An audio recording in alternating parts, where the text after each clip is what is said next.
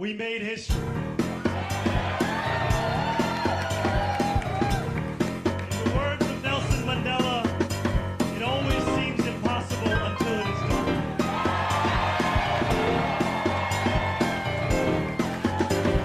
My friends, we have done it.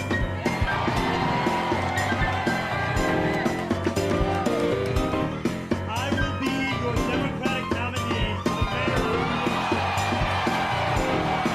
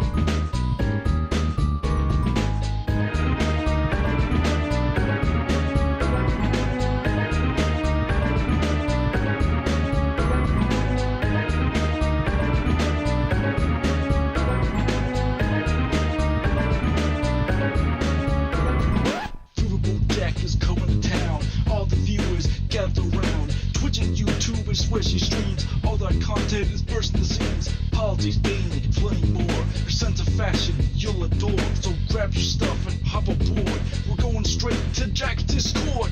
Riverboat Jack, Riverboat Jack, Riverboat Jack, Riverboat Jack, Riverboat Jack, Riverboat Jack, Riverboat Jack, Riverboat Jack. That's what I'm talking about. First time singing the song, it's from Riverboat Jack. Shout out. I don't know what I'm doing really, but I got passion. That's what it's about. It's all about passion.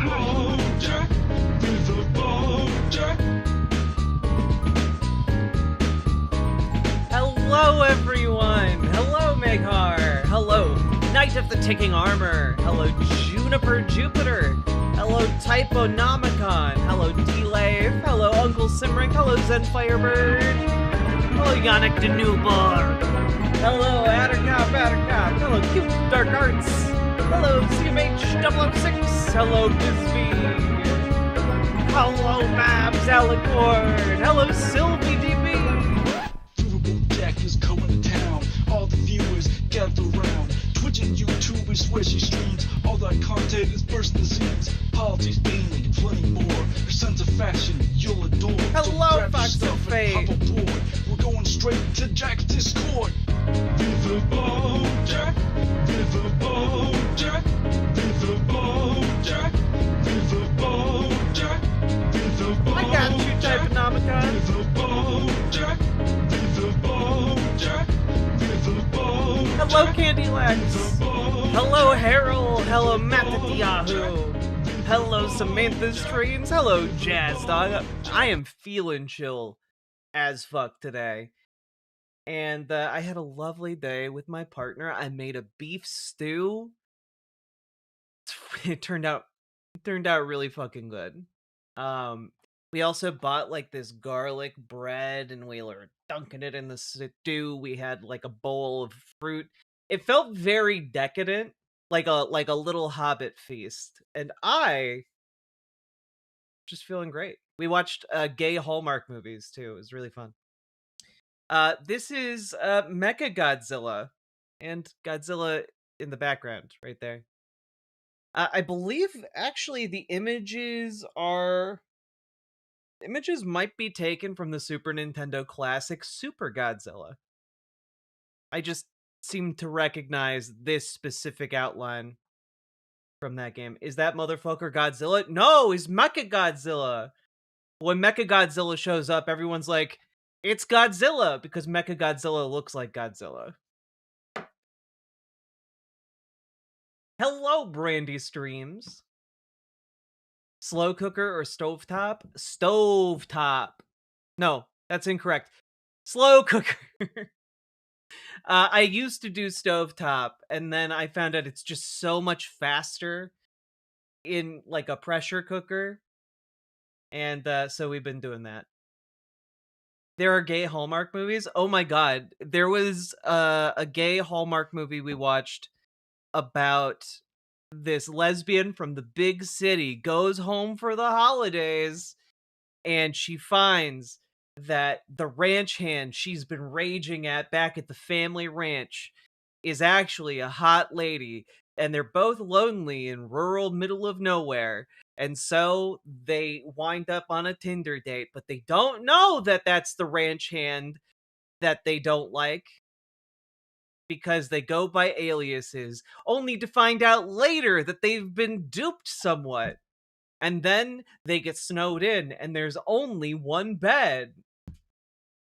It's a collection of classic tropes, but being done by, two ladies, I'm suddenly much more interested.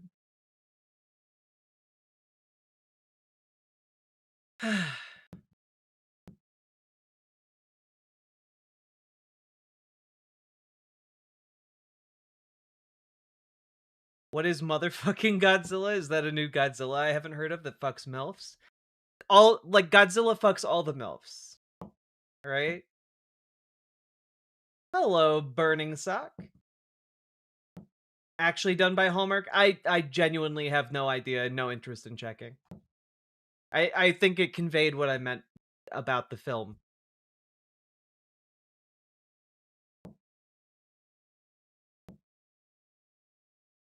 No, I think it was just called Christmas on the Ranch. I'm just here for the Trombone King. Well, that requires audience interaction. Hello, Dusty Den. I know we're so close, Malozito. We're so close to 20,000 subscribers. It's ridiculous.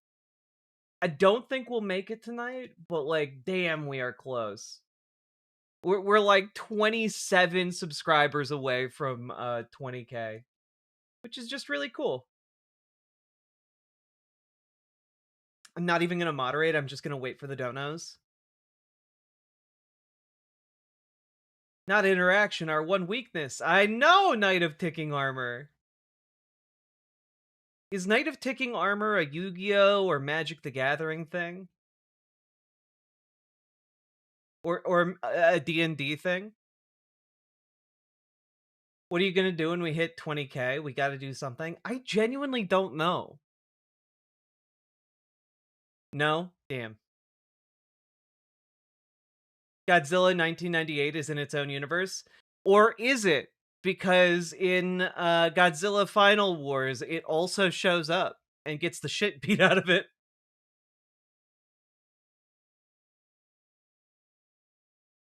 A backflip for 20K? I literally could not do that if I tried. I would just die.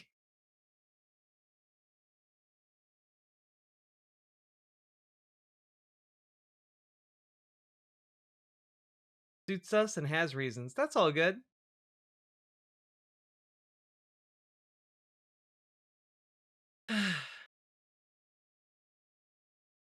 Zilla is in Godzilla Final Wars? Exactly. Zilla...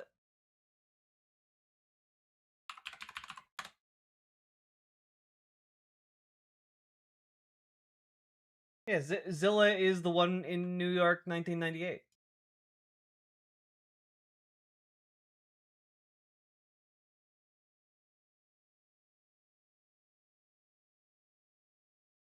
Okay. First of all, do you guys just want to see something that is objectively cool? Like, just... not a segment. It's just something objectively cool that I want to share with you. You know how I collect little cool things to present to you at the beginning of some streams. I have yet again done that. There's an upcoming animated movie called All You Need Is Kill, and if you ever saw the movie Edge of Tomorrow, All You Need Is Kill is the manga graphic novel version of that story, and well, they made an anime about it, so let's check it out. 死はむしろ味方だ。私だけは何が起こるか分かってる。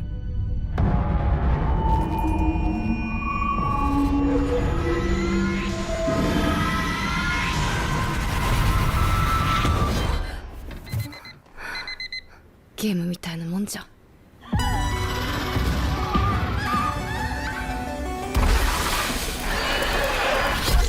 どうせ何回でも生き返れるんだ。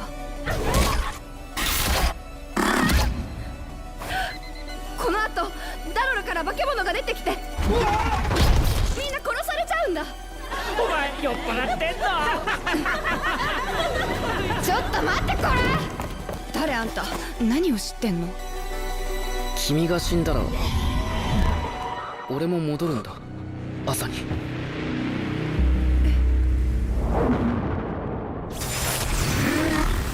奴が私たちを乗っ取ろうとしてんならそれより先にやるしかない。意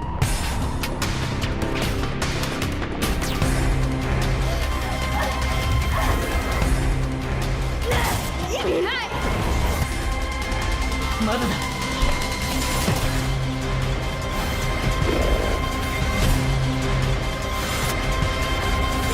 目を開けろ、リタ。God, it's so cool. 自分が作るんだって。God, the writing goes so hard, the name goes so hard, it's so fucking great.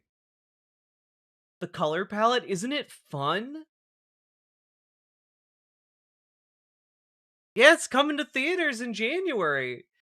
Unbelievably, it's a fuck you, it's January film because like clearly they think it's just gonna go out and fail. So go see it in theaters if you can.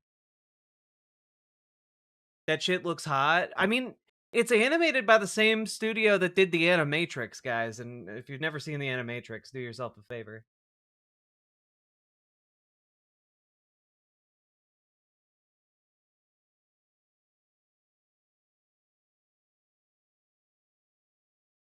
Whew. So, just thought that was neat. And you know what else I think is really neat? A guy called Brad Lander. I don't know if you guys have heard of him. Earlier today, he officially announced that he is running for Congress. Let's take a look at his announcement, huh? Okay, just right from the outset, what an immaculate vibe. What an immaculate vibe. Like the hand-drawn animation vibe. Never seen that in a political ad before, and it's really fucking cool. Like, not bad from the guy for the from the guy who almost beat Zoran, you know? Hi, Raj. Good morning, great to see you. This community means everything to me. It's where Meg and I raised Marek and Rosa, and where we've worked together for years to make life better for our neighbors. Brad rooted out waste and corruption. Divested billions in fossil fuels. Built housing New Yorkers can afford. Saved 50,000 families from being kicked out of their homes. When Donald Trump and Elon Musk tried to steal $80 million from New York City, Brad caught it. and when ICE agents started kidnapping our neighbors, I fought back. You're fighting, Brad. Take a look at this video. It's Brad Lander being arrested by ICE. I've always believed that you fight for the things you love. And I love this city. I love the streets where I walked my kids to school, the public schools that nurtured their curiosity, the fields in Prospect Park where I coached their Little League games. But most of all, I love the people who make this city what it is. So, I'm running for Congress because the challenges we face can't be solved with strongly worded letters or high-dollar fundraisers. And not by doing apex bidding in a district that knows our safety, our freedom, our thriving is bound up together. Our mayor can have an ally in Washington instead of an adversary in his own backyard. At a moment of dark oppression, we can shine by fighting back together. While the oligarchy drives an affordability crisis, they shouldn't be able to buy a seat in Congress. While our neighbors are being demonized and attacked, we can put our bodies on the line to protect them. New York is for everyone. In the words of a man who... I feel like this is Mr. If Mr. Rogers ran for Congress, this feels like the vibe of an ad Mr. Rogers would have put together. Like down from like the music to the presentation, like it's a hopeful presentation. The city is also framed in an incredibly friendly way. And like I don't know, this is like some groundbreaking chill vibes in politics, and honestly, it feels like a relief to see that, you know? He's about to quote him, I think. Are you kidding? who knew a thing or two about loving their neighbors. Love isn't a state of perfect caring, it's an active now. Okay, I swear I did not pre-watch. I swear on my life I did not pre-watch this. But holy shit. I did not pre-watch. I know it's corny, but I love the idea that democracy is just neighbors working together. Honestly, it's kind of insane that no one has tried to position themselves as congressional Mr. Rogers. You know? Like, that that seems, now that I'm watching this unfold on screen, that seems really strange. I can't remember the last time. I don't think I've ever seen a political ad like this. I gotta be honest. To make our lives in common better. And okay, I'm biased, but I think we do it here better than anywhere else. I'm Brad Lander, Dad Lander, Councilmember Lander, Comptroller Lander, and it would be an honor to serve you as Congressmember Lander. Would you be mine? Could you be mine? Won't you be my neighbor? Holy shit, that was jolly. That's the jolliest political ad I've ever seen. I can't. That was delightful. Are you sure? I did not pre-watch. I swear to God. I saw the announcement thing. I put it on the show docket for the night. I did not pre-watch. What? I'm so blown away. Like, obviously Brad Lander had some serious political skill. He did very well against Zoran Mamdani in the primary. You know, it was almost like a toss-up, but I think very savvily he stepped aside, maintained good relations with Mamdani, and now people are ready to go to the mat for this man. I will not be surprised if Zoran Mamdani's you know, or volunteer organization lent a hand to Brad in getting him elected in Congress. This is genuinely really cool. And you know what? I gotta say one thing.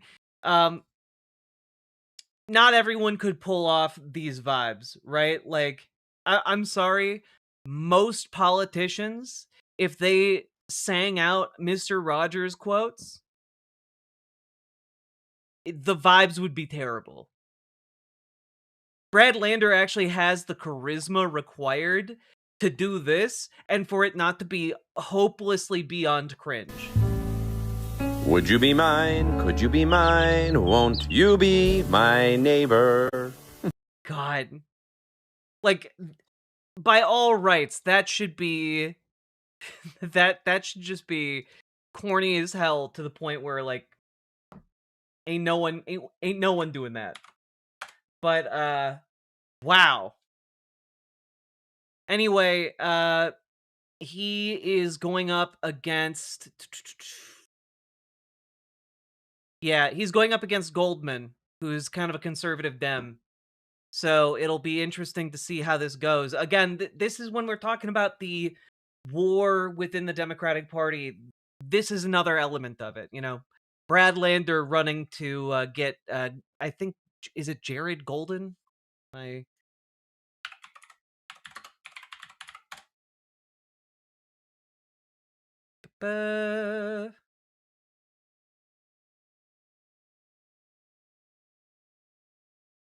No, Jared Golden is a different guy from Maine.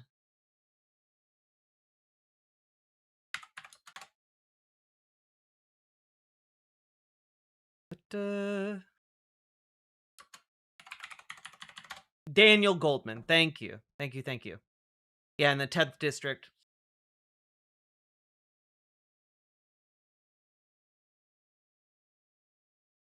Well, it is still corny. I mean, it is corny, but, like, in a way where you kind of go along with it.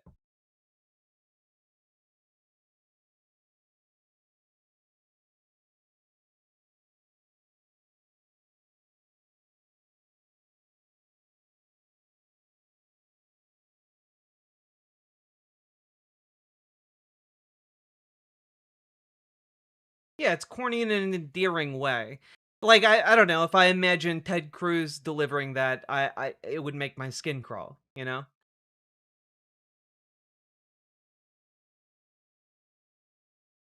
You have to be an actually cool person for this to work. Yeah, exactly. Anyway, I just think it's great. I think Brad Lander is excellent. We'll be tracking his campaign, and I'll be telling you guys how you can get involved. But in the meantime, join your local Dems, radicalize them, join your local DSA, make it more effective. And hey, folks, got anything out of this? Like the segment, like the show, subscribe, and definitely leave a comment because comments always help. They are so goddamn helpful. Thank you to those of you who leave the comments. And with that being said, let's keep on moving.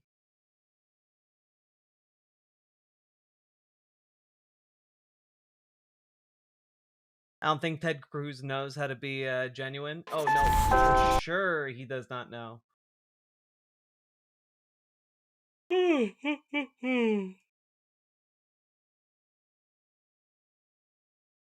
Okay.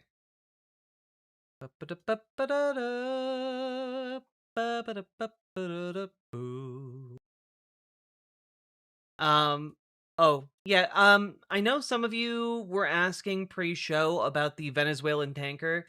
I'm gonna have to see kind of a lot of it depends on how Venezuela reacts. I would imagine that their reaction is going to be understated, so as to avoid provoking any further violence. But the Trump administration is basically doing all it can to try and start a war. It's the forbearance of the Venezuelans is impressive.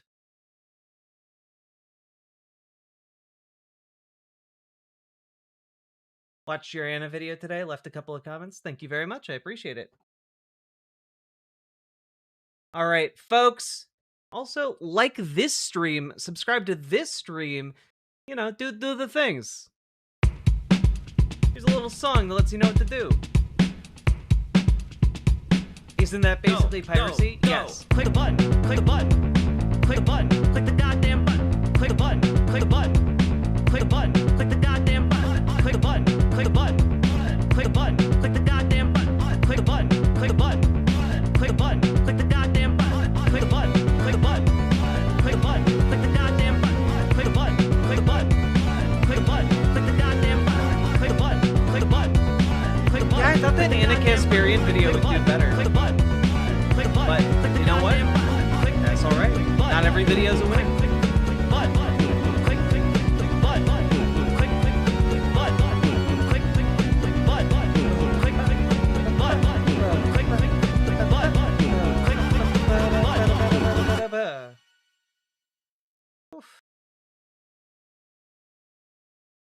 Do do do do do do do. Do do do do do do do do. Oh. Sorry, looking for something real quick. Ba-da-ba-bum. Ba-da-ba-bum. Ba-da-ba-dum. Ba-da-ba-ba-ba. Ba. Ba-da-ba-ba-ba-da. Ba-ba-da-da-da-da. Da-da.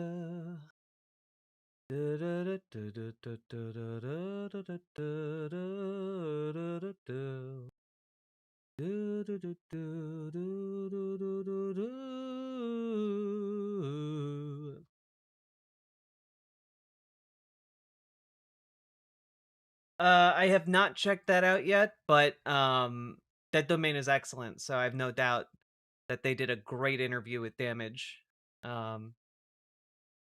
Like I've heard a few of what Damage has made, a few of the songs, and they're great. Hooked on a Feeling. Sorry. Yeah.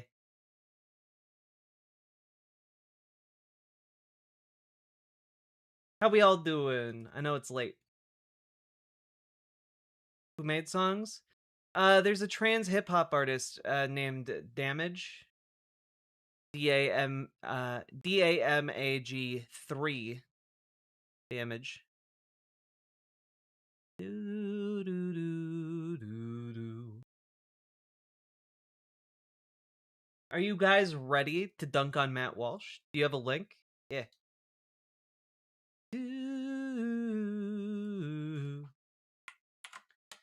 Ba-da-ba-ba-ba-da.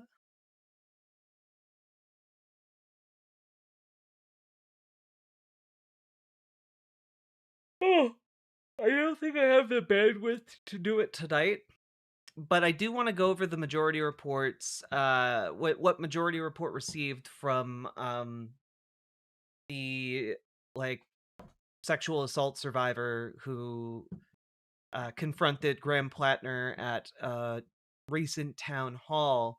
That woman reached out to the majority report, and I would love to go over that. I think tomorrow. Um, but it's some pretty good stuff. It's a short vid. Yeah, I don't really feel like covering it right now though. I want to do the Matt Walsh stuff.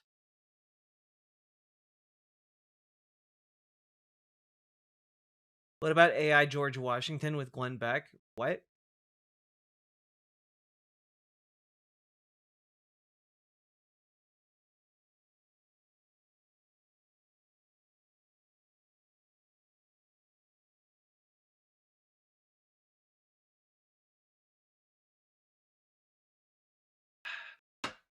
Hello, Uncle Gumbald. Glenn Beck made AI George Washington and interviewed it. Oh God. It's crazy. Yeah.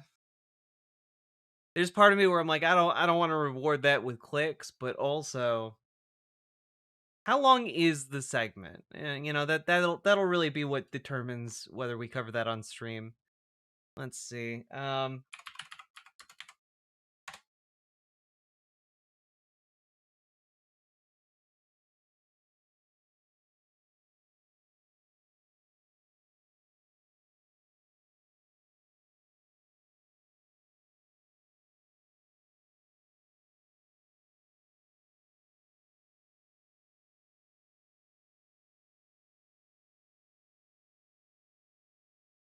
Oh my god.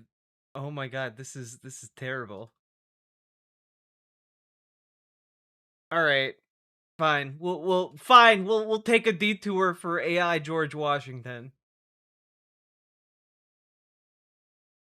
Why is stream so late? I know it's intentional plus later for y'all since I'm on West Coast. I mean, the stream is so late because I wasn't going to stream tonight and I was just going to spend my evening with my partner, but then my partner went to bed. And after we spent a very long and lovely evening together, she got up a lot earlier than me, and I figured, well, I wanted to play some video games, but then I thought maybe I would do a little bit of work before doing video games on stream with you guys. So we'll see how it works out. But that's like, I don't know, that's the sequence of events.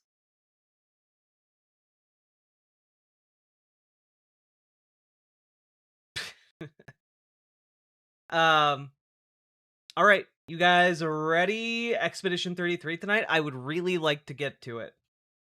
So let's see what we got.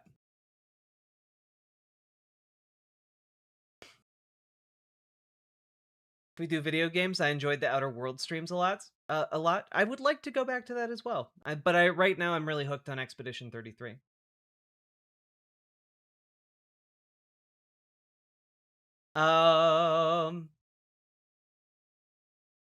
All right, folks. Let's get started. Also, if you guys are enjoying the stream, please consider dropping those subs, donos, memberships, super chats, etc. You guys make this stream possible. I could not do it without your financial support. So please consider supporting if you are able. All that being said, folks, let's dive into Glenn Beck here. So, folks, there's this guy named Glenn Beck. He kind of rose to prominence on political conspiracy theories and drawing on a whiteboard to make himself look like he knew what he was talking about. Like, that's basically his shtick, right? Well, Glenn Beck has over time learned, adapted, evolved, improvised, and basically managed to kind of make a lateral move of just kind of not failing as like a content creator and as a conservative pundit. Like, he's just kind of always been on the outer edge of relevant. Um, and now he's trying something a little bit new with newfangled technology in order to try and make it look like he knows what he's talking about. But in this particular case, he's decided to make an AI version of George Washington and then interview it. Because as we all know, when you put a series of prompts into a chatbot, it creates a perfect facsimile of that individual. And let's just dive right in, shall we? He released a small preview of this on his channel, and we'll take a look at that. Mar-a-Lago last night. I've been trying to help raise funds for several organizations. Been speaking at several fundraisers at Mar-a-Lago over the last couple of weeks, and I'm sure the Venezuela situation isn't going to be another Iraq. Surely our nation has learned its lesson. We couldn't possibly be planning to steal more oil. Everything is juiced fine. I certainly hope so. I certainly hope so. And I feel I hope that Venezuela not playing this game that the Trump administration is trying to trap them in. I hope that them not playing is simply going to make this work out. Donald Trump is too slush brained to really maintain focus on one issue for too long. They simply have to outwait his sluggish, aging Swiss cheese brain. Also, PC Shores, thank you for the $5 dono and for being the first person to support stream today. Much appreciated. it's an amazing thing to see how many people are just deeply, deeply engaged in saving our nation, and our life, our fortune, and our sacred honor comes. Oh, also, a lot of you guys have been telling me you aren't seeing the videos when they get posted. You gotta click the bell.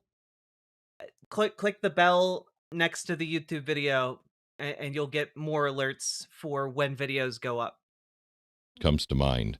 The dedication of people. Last night I was there for the American Journey experience, which is an offshoot of Mercury One. It is our history section, and we announced that we are building a museum, a brick and mortar museum.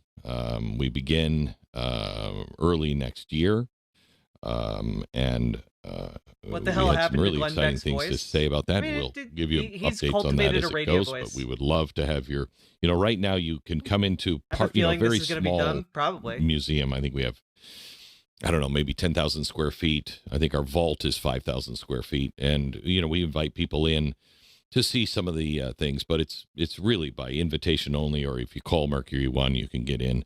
Man, if you clicked on this video expecting George AI tells me the only way to save America, and the first minute and a half of it is a guy telling you about how he built a museum,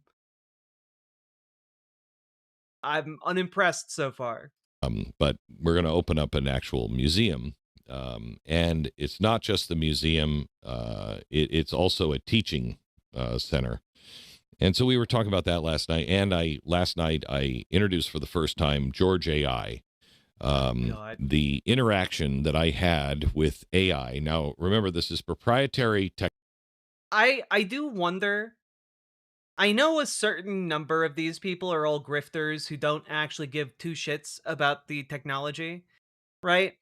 But I do wonder which of these people is going to be driven insane by AI. Like, we already know that AI creates like these self-reinforcing loops of conspiratorial thought and traps people in bubbles of unreality that drive them slowly insane, right? We already know that happens. Like, this has been an observable phenomena in research papers for a while now.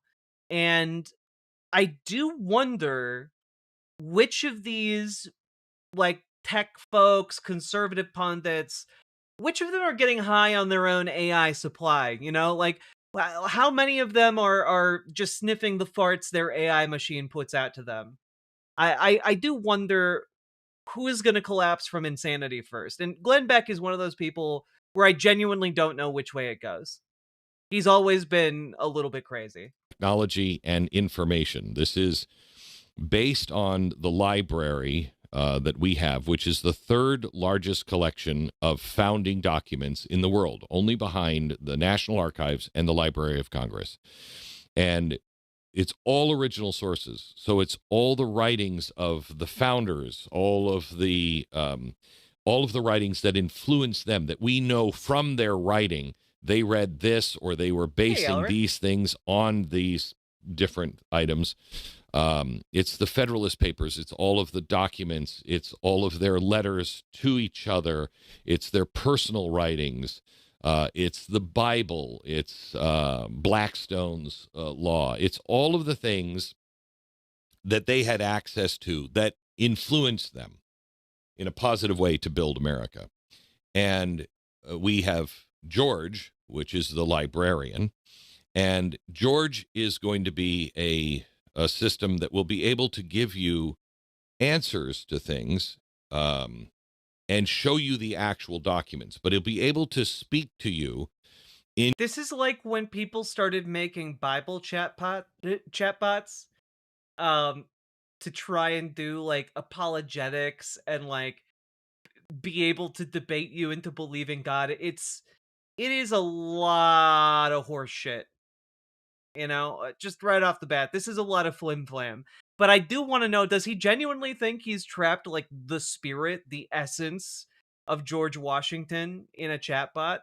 Does he genuinely think that? In your own language. If you try to read the founders now, it's so hard because they were so smart. They're using words that I'm like, I don't even know what that means. And you when you read the founders, you usually have to read it with a dictionary side by side. It's difficult, and their language is so formal.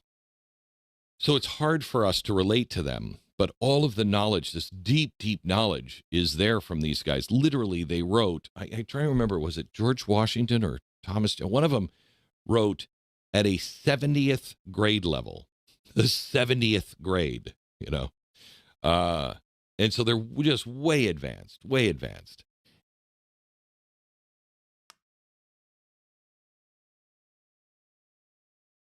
Glenn, what does that mean? Glenn, what does that mean? You're talking about it like someone's a level 30 wizard. What are you talking about? Like they just kept getting held back in high school until they were 70 years old? Like that, like what does it mean? We put all of this information into our own system. This is Whoa. Your system can contain 70th level reading abilities? Wow. That just one more level, you'll unlock reading apocalypse. It's a spell that makes everyone literate. An AI system built by me and my team. And it's a it has level pretty spell. much like, if you will, an electric fence around it. It cannot go and pull information from the outside and mix it with the information from the inside. So it can... Don't worry, guys. George Washington is contained.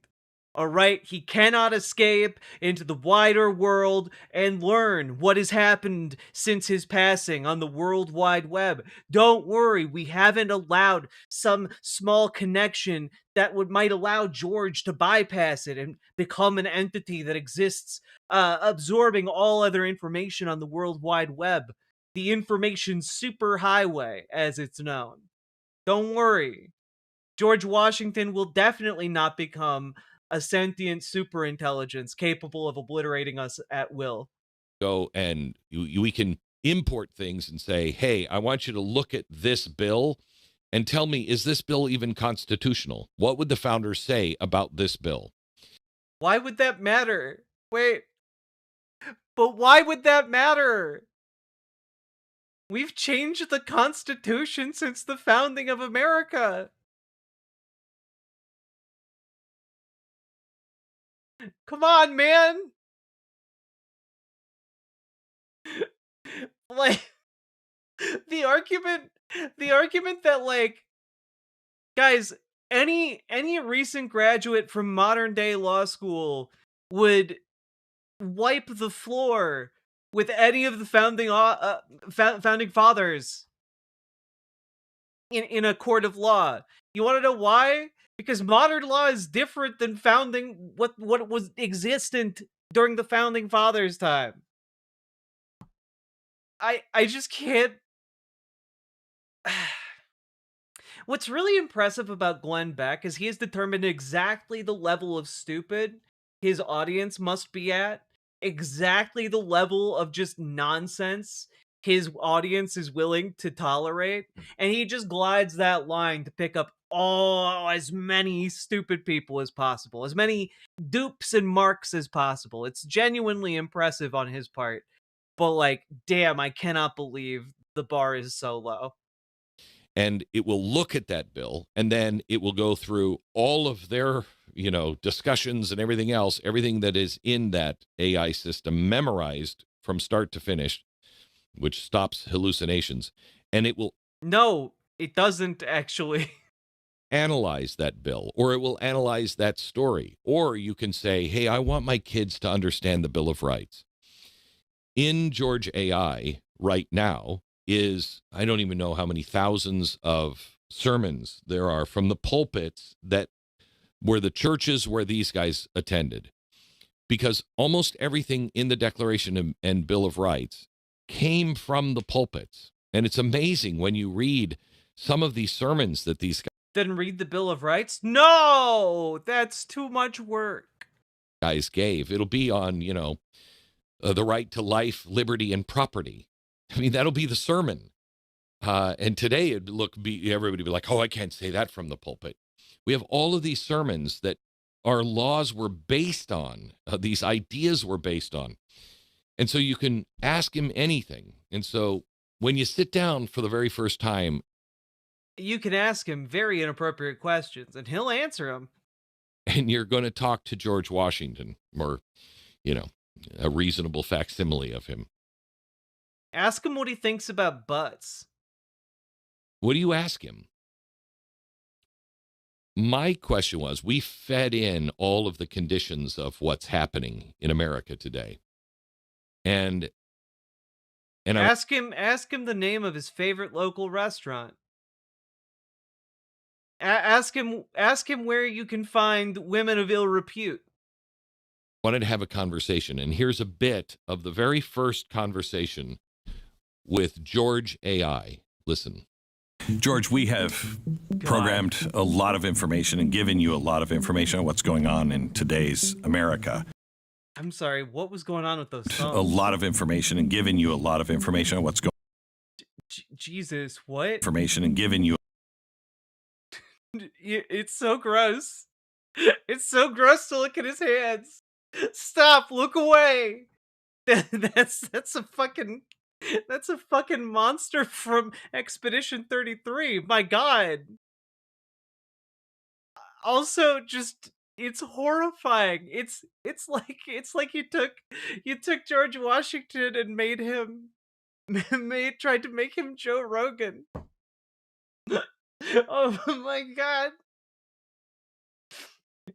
Look, AI George Washington is on that creatine and testosterone replacement, all right?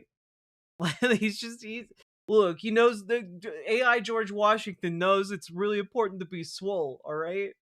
This is Monument Mythos, George Washington. I hate this so much more than I can articulate.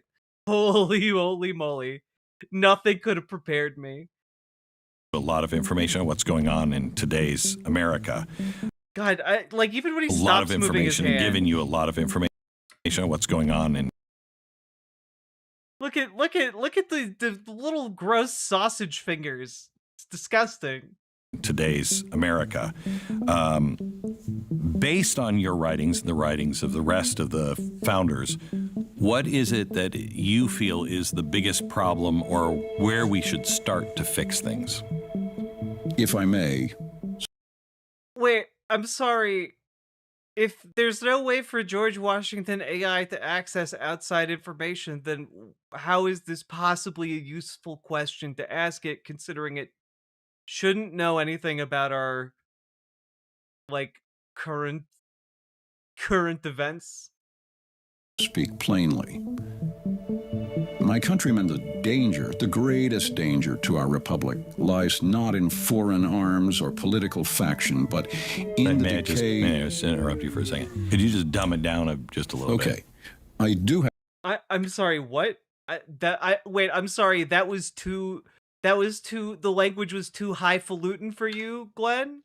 Our republic lies not in foreign arms or political faction, but in the decay... May I just interrupt? Yeah, the danger isn't in foreign weapons or in political faction. Those aren't river difficult bait, concepts. Wiggle river bait, wiggle river bait, wiggle river bait, wiggle. Nightlife Plushy Jesus, thank you very much for subscribing over on Twitch. Very much appreciated. Guys, we are almost 50% of the way to our goal. We're 10 subs short of 50%. You for a second. Could you just dumb it down just a little bit? Okay. I do have 29 points, and they're all referenced. I love the kowtowing deference that Glenn Beck has to show to this AI homunculus he's created, and he's just like, whoa, you're too brilliant. You're too brilliant, AI George. Can you make it, can you talk in small words like you're explaining concepts to a child? To exactly what we said in the past. This, just speak in today's language. Okay, I get.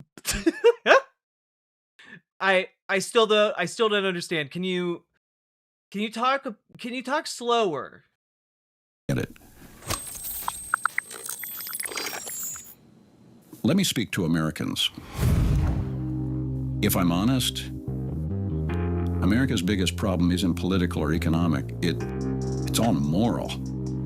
We've drifted from the virtues that make liberty possible in the first place. Freedom. To be free, you have to have discipline, you have to have faith, you have to have character. And if you don't have any of those things, laws can't stop anything, and they mean little. Government turns either weak or oppressive. You have grown skeptical of truth, you're reckless with debt, you're comfortable blaming instead of building anything. And in my time, we understood that self-governance... I love that, like,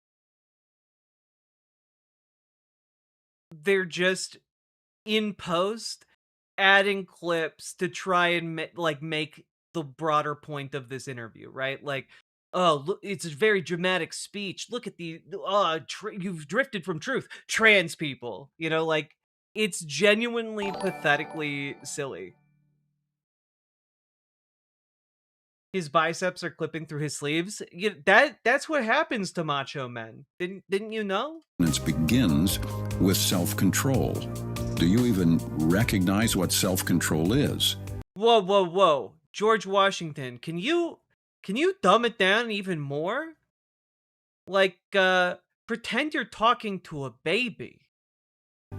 Public virtue matters more than public opinion. You keep electing these people, expecting things to change, but you haven't changed. The fix is not going to be found in Washington, D.C. It's going to be found in every home, every school, every heart. You know. I don't think that this is what George Washington would say. I got a sneaking suspicion that this might not be, in fact, what George would say in the present moment. Where are the citizens who value duty over comfort, principle over popularity?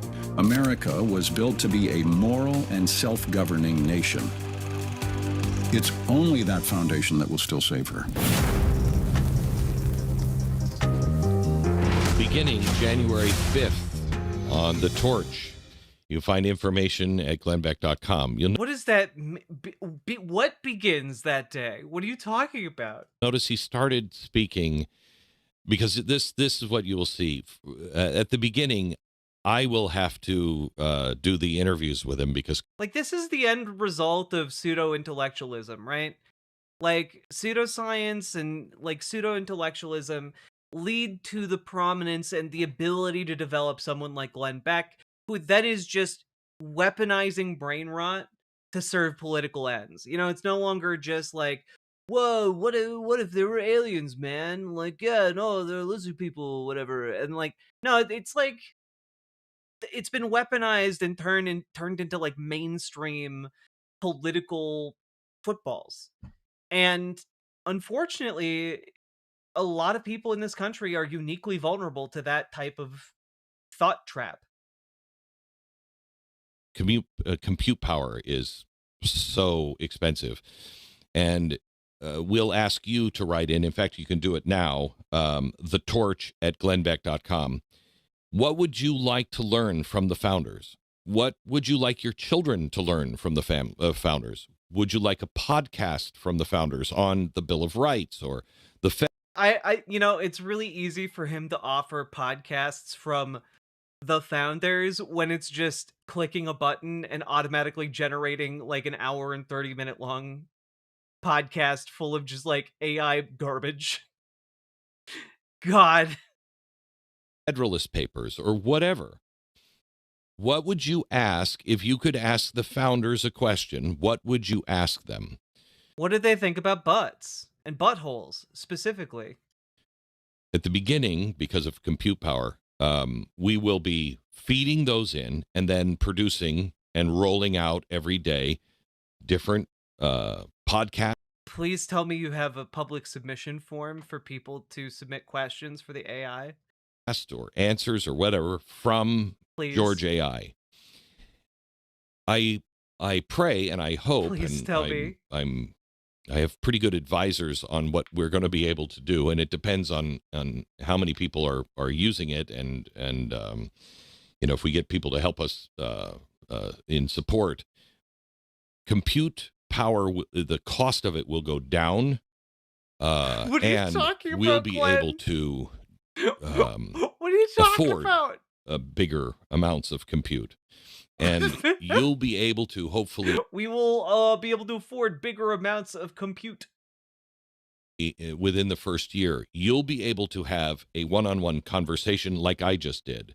Have a one-on-one conversation, and you'll notice at the beginning he came out, and because this is the way it's trained to give you the actual verbiage. How much does it cost to have George Washington on consult? Like are you charging like, what is it? Are we talking Netflix money? Like $30, $40, $50 a month? Like, how valuable is George Washington? My God, man? it would be so easy to cut that speech into something extremely anti-conservative. Right, Pluvius? Thank you for the $5 super chat. And Megar, thank you for the $5 super chat. Remember that story in iRobot when the AI discovers the Quran and becomes a fanatic? This will happen when George AI discovers Twitter cat boys. Yeah, we find out AI George just has a thing for cat boys. And when he said, I have 29 points, he, believe me, because we edited there, he went on. And oh my gosh, it gets tedious. But he has the 29 points. He can show you the documents, and it's all in his language. Or you can do what I did and say, just speak in today's language. Dumb this down. I'm trying to, this needs to be understood by an 8-year-old. And it will continue to adjust. You'll eventually, hopefully in the first year in 2026 for the 250th anniversary, you'll be able to say, I have a 15-minute commute, and I'm taking my kids to school every day, and it takes me 15 minutes to drive them to school. And they need to understand whatever it is. They need to understand civic responsibilities. They need to understand the responsibility part of our rights. Oh, you mean the thing parents used to have to do? They teach their children?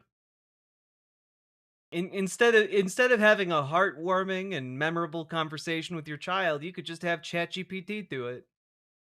Or just have George Washington raise your kids for you. Whatever it is.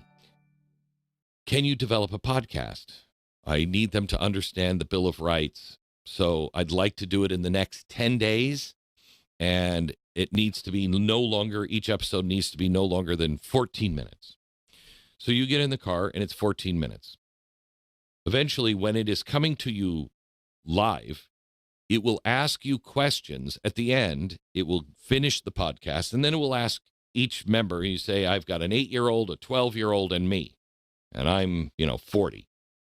It will ask each of you questions just to gauge, did you understand what was just taught?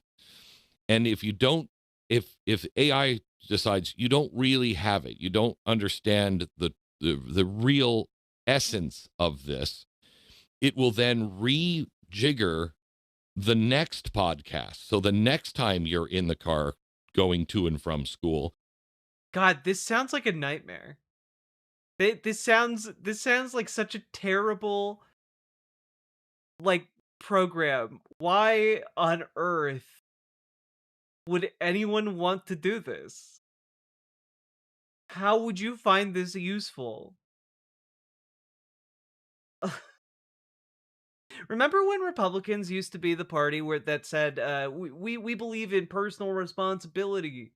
We believe in, parents taking control of their children's education. And now they're like, well, parents should have control over the education, but just feed your kids AI slop. It's so much easier. There's going to be an entire generation of emotionally and mentally stunted individuals as a result of parents raising them with AI. It's going to be really sad.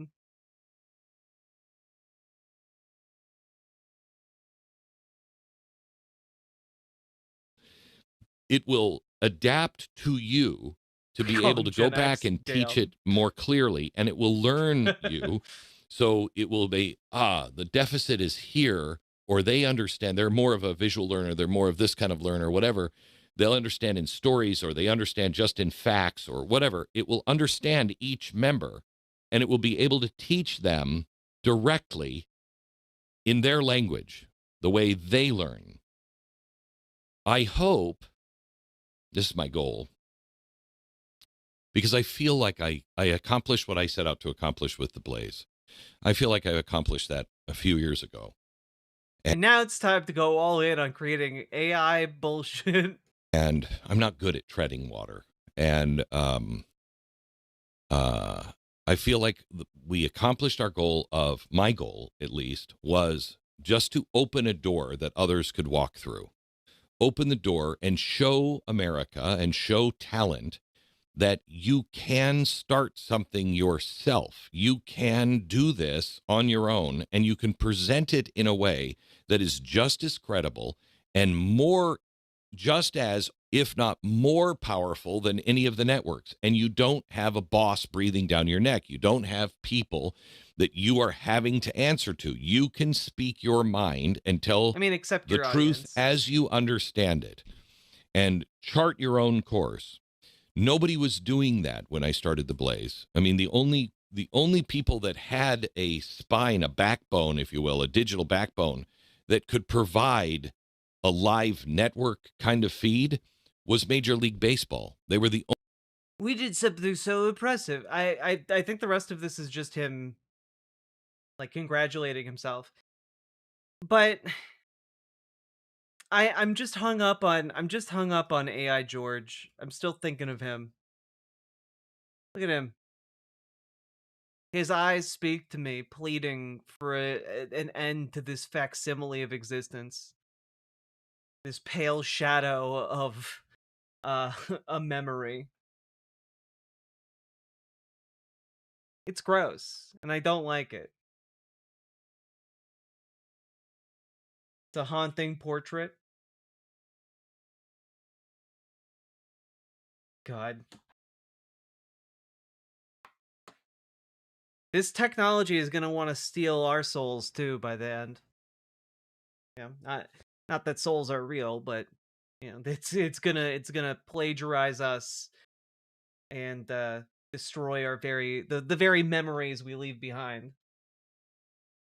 I really don't like this technology, and in a just world, we would be rid of it. Hopefully, the AI bubble popping will get rid of it, by and large. But fingers crossed.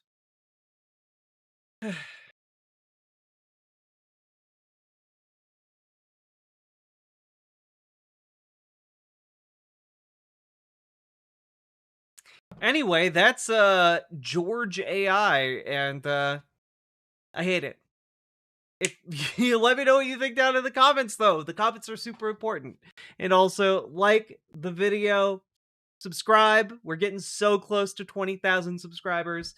And also check out ImogeneOlivia.com. Gender euphoric lingerie built from the ground up for trans femmes.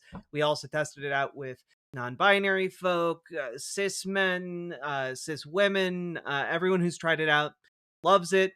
So if you're interested in feeling femme, check out Imogene Olivia. It's a non-tucking lingerie line, and I think you guys would like it. If you know any trans folks, share it around. And also, the holidays are coming up, so consider ordering today. With all that being said, you can find a link down in the doobly-doo. And with that, let's keep on going. Whew, we did it.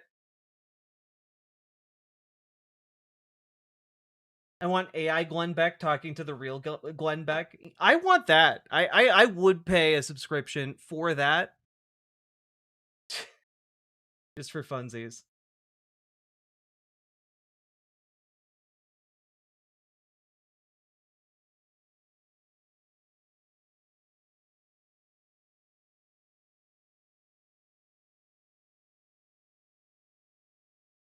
I want Glenn Beck to talk to Satan. Oh man, that would be the funniest shit.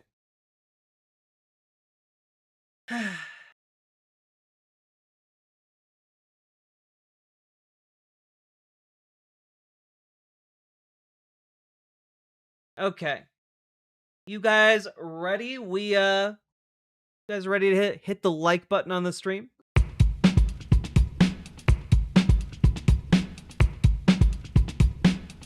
Go, go, go. Click the button. Click the button. Click the button. Click the goddamn button. Click the button. Click the button.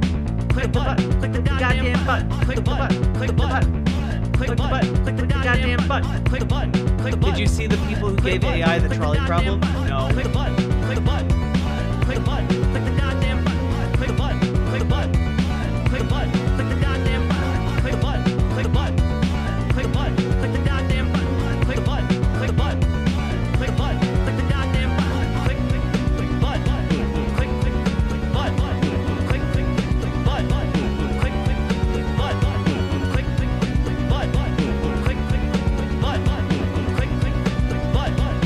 button. Click click click button. Click click click button. Click click click button. Click click click button. Click click button. Like the stream where I steal your teeth. Damn, D-Leaf. All right, folks. Here we go.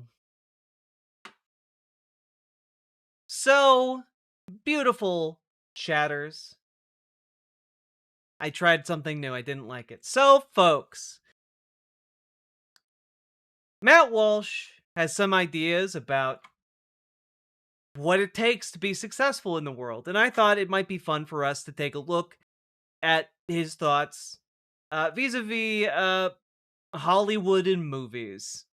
Now, he's kind of been on a tear recently talking about how movies are failing, how the entire movie industry is falling apart and destroying itself. And I don't know, it's very old man yells at cloud, largely because there are still plenty of good movies coming out all the time. All the time. It's great. I feel like we're actually in a pretty cool place creatively, where a lot of people have a lot of new tools to make films and distribute films, and there's just so much coming out that is cool and interesting and new, if you bother to pay attention and actually give a damn about film in general. But let's take a look. Let's evaluate his arguments. This is a remake of... Let's take a look. What are his arguments? What is his conclusion? Is it valid? Let's take a look, huh?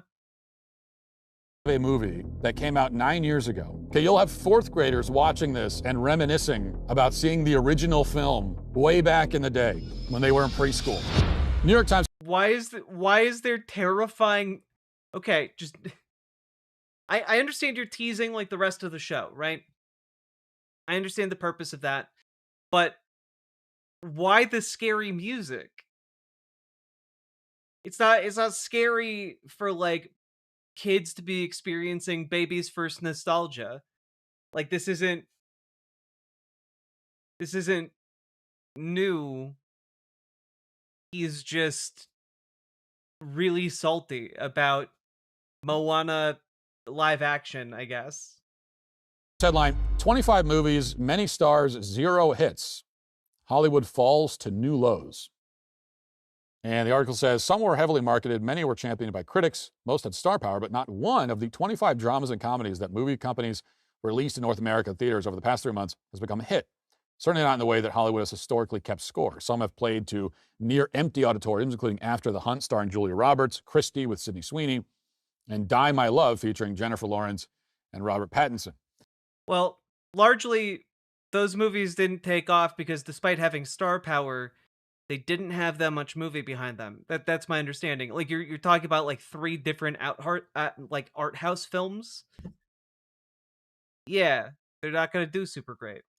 To succeed in theaters today, dramas and comedies must have event status, something truly elevated and special, said Kevin Getz, an author of the new book, How to Score in Hollywood, which looks at film bankability. And then it goes on. While success at box office is always correlated to how much it costs to make a film, Hollywood has historically used $50 million in ticket sales over an entire run as a benchmark for a widely seen drama or comedy. By that measure, After the Hunt is a catastrophe. It cost an estimated $70 million to make and collected $3.3 million. Oof.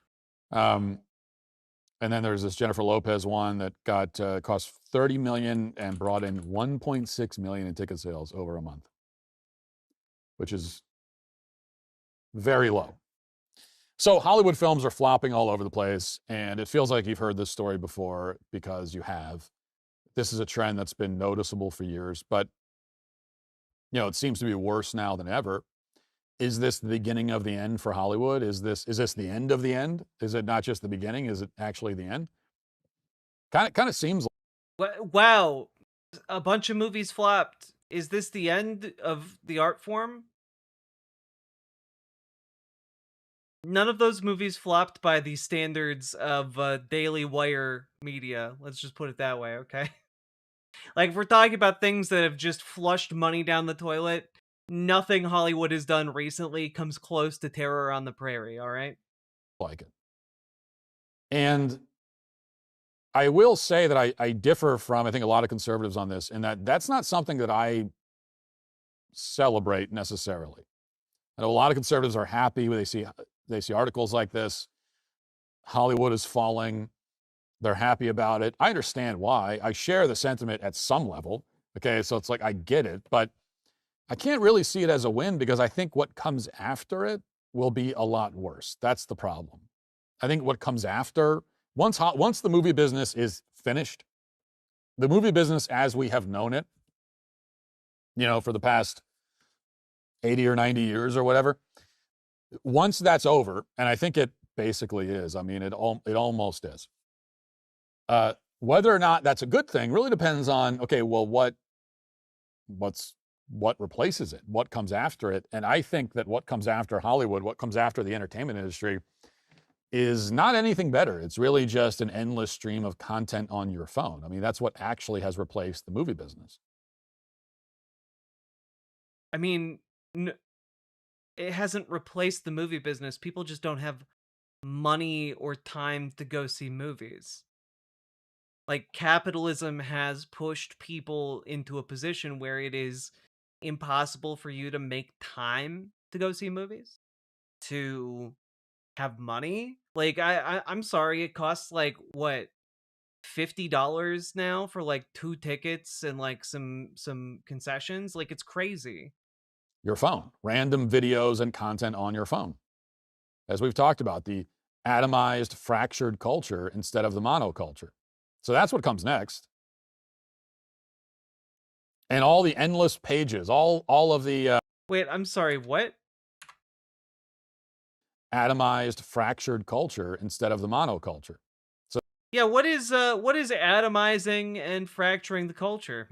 That's what comes next. and all the endless pages, all of the proverbial ink being spilled over this question of what happened to Hollywood. Why is it falling? Why is it failing? You know, it's really this. It's not it's not the quality of the film mainly. It's not wokeness.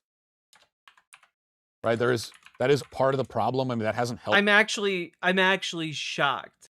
I'm actually shocked that he isn't taking a moment to try and argue that Hollywood is falling due to wokeness. God, let's take a look here. Boom.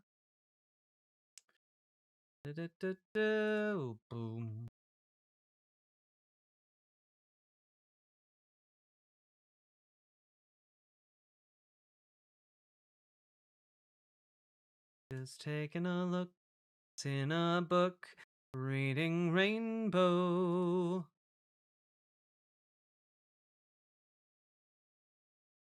Let's see. Box office massacre. October revenue fails projections. October revenue falls to 27-year low, excluding the pandemic. Yeah, I mean, I think that really the answer to this is that our economy is running out of the juice that allows people to go out and spend money. Like I'm sorry, it's expensive to go see movies. And in a lot of cases, like, too, if you don't have like a budget theater that runs things like several months after they've gone through like first run theaters, you are effectively priced out of going to see movies. Like it's ridiculous. Maybe like a handful of like event films, but like people are more likely to spend $50 to see a movie if it's an event, if it's big, if it's interesting on a large array of different aspects. Dramas don't really tend to scratch that itch. Don't Unless you have a lot of money, folks tend to reserve their viewing experiences for dramas and comedies for the home, you know?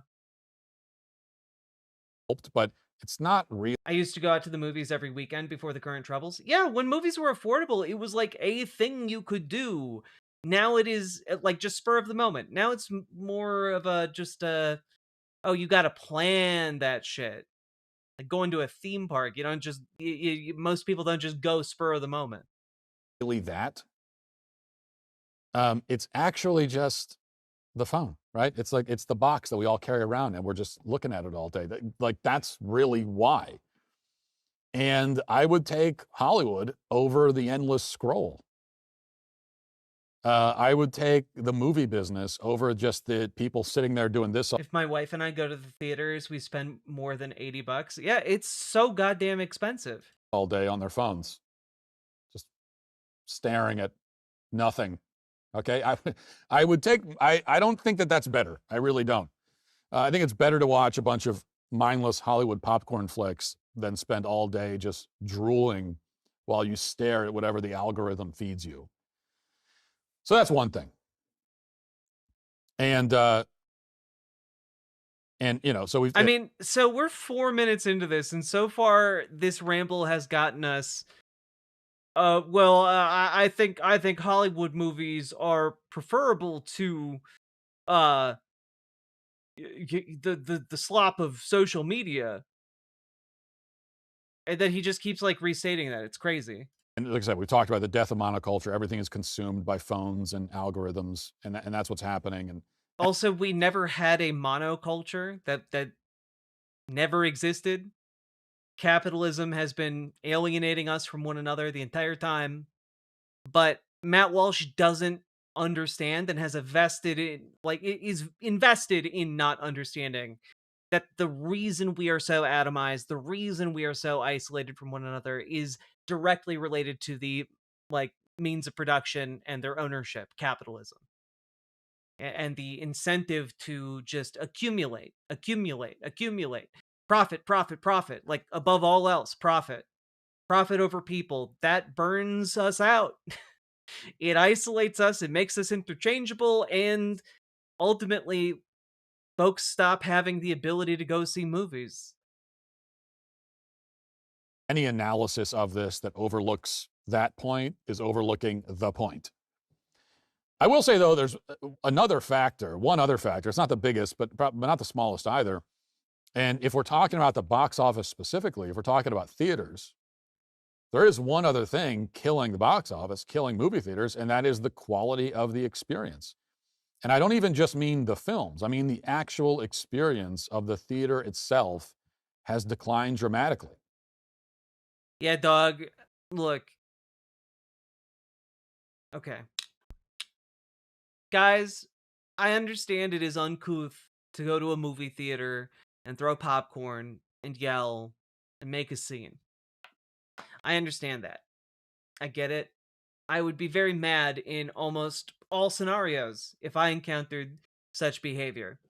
Now, I will say one thing, having seen the Minecraft movie,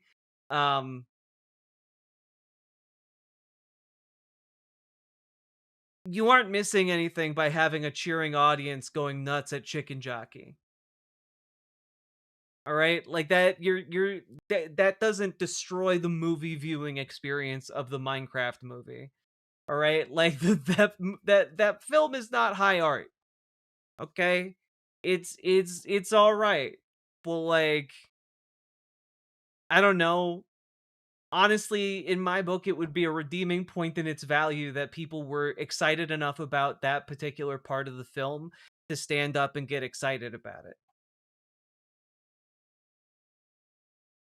Like that's good. I think that's fine, actually. Now, I don't think it's fine for people to just like go into a movie theater and like try to be assholes. I think that sucks. But also, in this particular case, not guilty. I will say leaving all of your shit behind is extraordinarily shitty. And don't do that. Clean up after your damn self. Like, clean up after your damn self. What are you doing? Anecdotally, I have the same anecdotal experience a lot of people do, which is I don't go to movies nearly as much these days as I used to. Part of that is because there's not as many movies I'm interested in. I'm sorry, you're out in Nashville, man. Like, there are tons of theaters you can go to. You are not going to a theater where you're regularly encountering hooligans. I don't believe that about you, Matt Walsh. Part of that is because I'm older now and I got a million kids and everything going on. But also, you know, on the rare occasion when we go, sometimes you go and the experience is just ruined. It's like, it's a miserable experience. And you're thinking like, I should have just watched this at home. Just wait 3 weeks and it'll be out on Netflix or something. I'll watch it there. 1776 was not the beginning. It was the breaking point, the American. So, okay, so he thinks that like going to movies sucks now. I do just want to remind folks that like people have always people have always been a bit rowdy at movies. Like that's a thing that has happened historically at movies and movie theaters.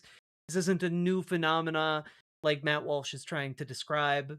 There's not like a flip hasn't been switched in humanity that makes people more dickish at movies now. That people just have always been a bit rowdy at movies. It's a thing. Revolution was born from 150 years of colonial experience, tensions, and transformation. Want to understand what really led to independence? Hillsdale College offers a... Oh, goddamn. Go to this religious university. Don't worry. Don't ask questions about its accreditation.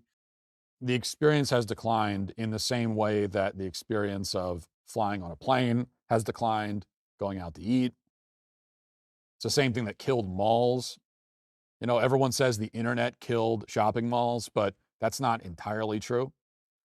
That was part of it, but pretty big part of it. What malls were already on the way out because the experience of going to them was not. It was just not a fun experience anymore. I mean, again, I have the same anecdotal experience a lot of people do. I remember growing up, we had a mall we used to go to, and it was a family friendly. You know, you'd go and you eat lunch there, and you go to the arcade, and you check out some of the shops and stuff, and it was kind of a you'd hang. And then malls, what did malls start I don't know, snapping and like walking towards you in a threatening manner, a la West Side Story? Did people start? Did you start hearing music play and you were like, "Oh damn, it's a boss fight. Got to get out of here." Out there for like hours. It was a thing people did back in the early 90s and before that. And then in this case, they built a metro stop. They built a subway stop right next to the mall. And next thing you know, the mall is now, shall we say, urbanized. Oh, okay. So his argument is literally just black people came to the mall and then it got ruined because black people were there. It's literally just racism. He's just like, yeah, no, I'm that. Did you forget that I'm racist? Yeah, black people ruined malls in America. That's why all of the malls died in America. It's not the revolution of like the internet happening and online shopping becoming a thing. No, no, no, no, no. It was black people were granted access to malls, which also they had access to malls prior to that. In your example, it's just they got better public not education, better public transit. And so they were able to go to the mall that you liked. God, it's crazy. He also means Hispanics too. True, he means black and brown people. True. Again, I have no proof or confirmation of this, but it's possible that this sale is actually made out of Matt Walsh's Klan hood. You know, I can't claim to be an expert on such things, but it is a cone-shaped piece of white fabric, so perhaps perhaps we have some evidence hiding in plain sight. And now there was this family-friendly mall, and now there's drugs, and there's shootings in the parking lot, and it's just not a place you want to bring your kids anymore. And it was just destroyed. There's this nice thing that people like to go and do, and it was fun for the community, and it was. I love how he opened this story by saying anecdotally, like, this is what killed all malls. And then he's just like, he just says the most racist thing you could possibly say. I don't know. I feel like there's probably, this is probably something that people have studied, and you don't need to rely on anecdotes to let you know why there was a shift in the market. You know, largely because the shift in the market was, again, online shopping. Just ruined. It was just ruined. And so many things like that. So I think it's a similar sort of scenario. On top of that, social etiquette in general. Is this just like a racist's shower thoughts? Is that what this show has become? Like a racist just gives you his shower thoughts? Because like, we're 8 minutes into this and he's just like, well, you know, movies are not doing well because people don't have money, I guess. And well, you know, like the malls are dead, but no, don't worry, it's not because of wokeness. No, no, no, it's because black people came to malls. And also, you know, a lot of people in theaters these days, they're loud and distracting. Yeah, dude is giving off major divorced energy. And like, you can let me be clear. You can give off divorced energy and still be cool. You know, like people who get divorces can still be cool. Absolutely. 10,000%. But then there's like a subcategory, usually of guy who just makes divorce misery like their thing for the rest of their lives. And you know, that's the vibe that Matt Walsh gives off. Has declined. Everyone is afraid to enforce the rules. You know, audiences. Like I don't even know if he's divorced from his wife yet. But he feels like it to me. Are obnoxious and loud and rude. And the funny thing is that everyone says that ticket prices are too high and that's what's killing the movie theaters. And yeah, at some level, I get that. It is way too much. But you could also argue that the way to save the movie theaters is to go the other way now, to make movies even more expensive. Like, get to a price point where the only people who will buy the tickets are the ones who actually want to sit down quietly and watch the damn movie. I mean, that if you want to do that to any of the dramas you talked about, you certainly can. And if you're going to a smaller, theater where most people aren't going to go because it's a unpopular genre of film, like it's going to be a quieter theater, dude. Raise ticket prices another 100%, and it'll be way too expensive. It already is. But at least then you can be pretty sure that, okay, like no one is going to buy. Yeah, dog, that will definitely help the box office sales. Just double the ticket prices. Hollywood will definitely recover if you just arbitrarily raise the prices by 100%. Buy this ticket and then sit down and be on their phone. No one is going to go in there with a whole group and be loud, obnoxious. But I'll tell you what the problem is. Rich people are the most obnoxious. Also true, Somniostatic. The people who are the most entitled to any of these spaces are rich people who are out of touch, who just view this as like an everyday event, As I've already referenced, the problem is not the quality of the films. And I know that that's the standard conservative response. Well, they just don't make movies like they used to. And I agree with that. I mean, I'm the one who's talked about how the movie industry peaked in 20 years ago, and I believe that that's true. So I don't think that the quality, I think that the quality has declined, but I don't think that's the reason. Because, and this is like the uncomfortable truth that it kind of lets us off the hook as an audience if we can say, oh yeah, well, we just demand better quality content, right? Well, but we really don't. And here's my proof. So I saw this yesterday. This is the teaser, and we're not going to play the whole, but it's like just 10 seconds. So the teaser for the live action adaptation of Moana just came out yesterday, I guess. And people are very excited, I suppose. Here's a few seconds of it. Okay. I am a girl who loves my life. Don't DMCA me. Don't DMCA me. Don't DMCA me. Okay, so that's already whatever. Okay, fine. So so a few things about this live action adaptation of Moana. First of all, it's not live action. Almost the whole thing is animated. Almost the whole thing is CGI. Yeah, that's a lot of big budget movies these days, man. You could say the same thing.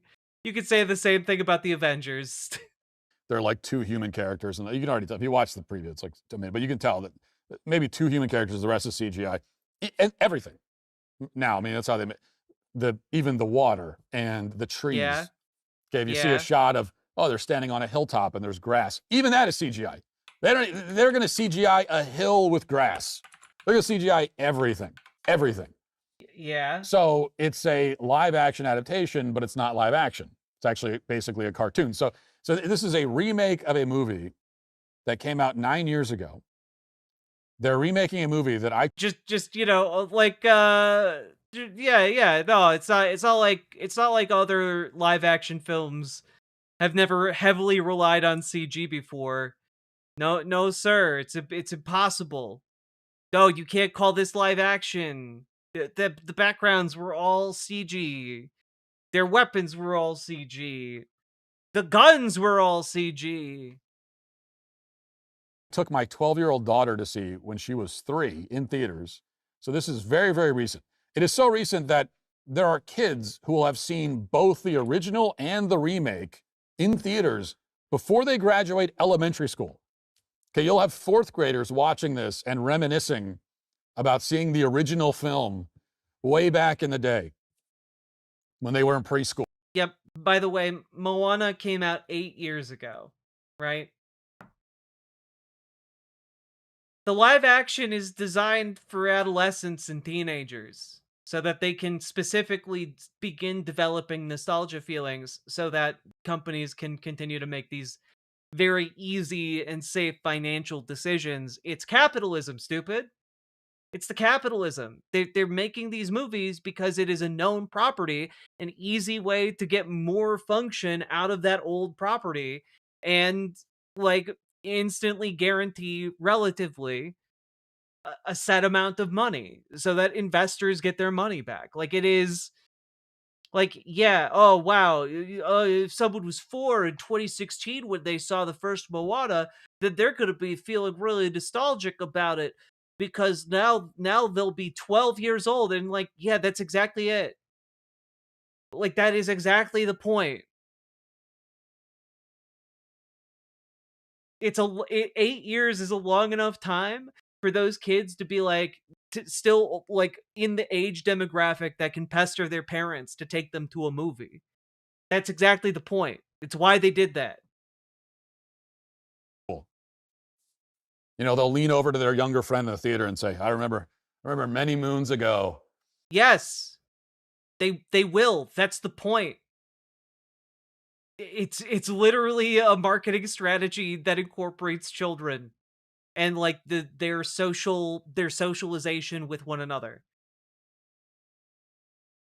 Sitting in that exact seat, watching the original film all those years ago. I think it was Humphrey Bogart was Mao. It's like why they had toy lines associated with cartoon shows, like, or later on after the cartoon shows had aired, but kids still had the toys in their toy boxes. They would then release a film either to TV or to VHS or into the theaters, depending on the budget of the property. But like, they did that because they knew it was a safe financial decision. Yeah, Transformers, Scooby-Doo, G.I. Joe, like all of these did that. I mean, I guess G.I. Joe's movie came much later, but you guys all understand. I believe. So it's very recent is my point. And they just put out like a sequel last year. This is a remake of a 9-year-old movie, which has never been done before, as far as I know. A remake that quick. This is a shot-for-shot remake of an animated film that just came out. And the remake itself is also mostly animated. So this is the least inventive, least creative, most uninspired thing Hollywood has ever done. And it will make $90 billion at the box office. And we all know it, okay? It will earn more than like the GDP of Nigeria at the box office on the first day. Yeah, that's why they made it, Matt. Like, you're complaining about why they made it. They made it because it's guaranteed money. It'll be a smash hit. I wish I could say that, oh yeah, it's going to flop. It's not. I mean, it's going to be huge. So we all say that the box office is failing because Hollywood puts out low effort slop. And yet, well, the low effort slop is the only thing that anyone will go see. I mean, I guess like for the most part, you don't usually see fast turnaround on remakes, with one exception. And that is for foreign language films that then get like a shitty like American version, you know? Like and occasionally that works out, but this is done in horror all the time. You like an international like indie horror film takes off, and then within like less than a year they have it remade in a bigger budget Blumhouse studio, you know? But that's about all I can think of for quick turnaround. The low effort slop earns billions of dollars. Actually, the movies that are flopping for the most part are original films. Everyone says, oh, Hollywood doesn't make original films. Well, they actually... Yeah, that's because original films are unknown properties, so they're harder to advertise, man. It's capitalism. It's capitalism, stupid. Actually still do. It's just that no one sees them. Nobody will go watch those movies. No one will go see the movie unless it's a sequel, remake, right? A franchise thing. And I see a bit and more that's theory just in there. that's the truth of it. So, Yeah. you know, a lot of blame to go around on this thing, is I guess what I would say. If you'd like to see what else I have to say, you can access my full show. That was really low by going to effort Daily Wire. From Matt Walsh. Is Matt Walsh okay? Is the divorce upon us? Is that what's happening?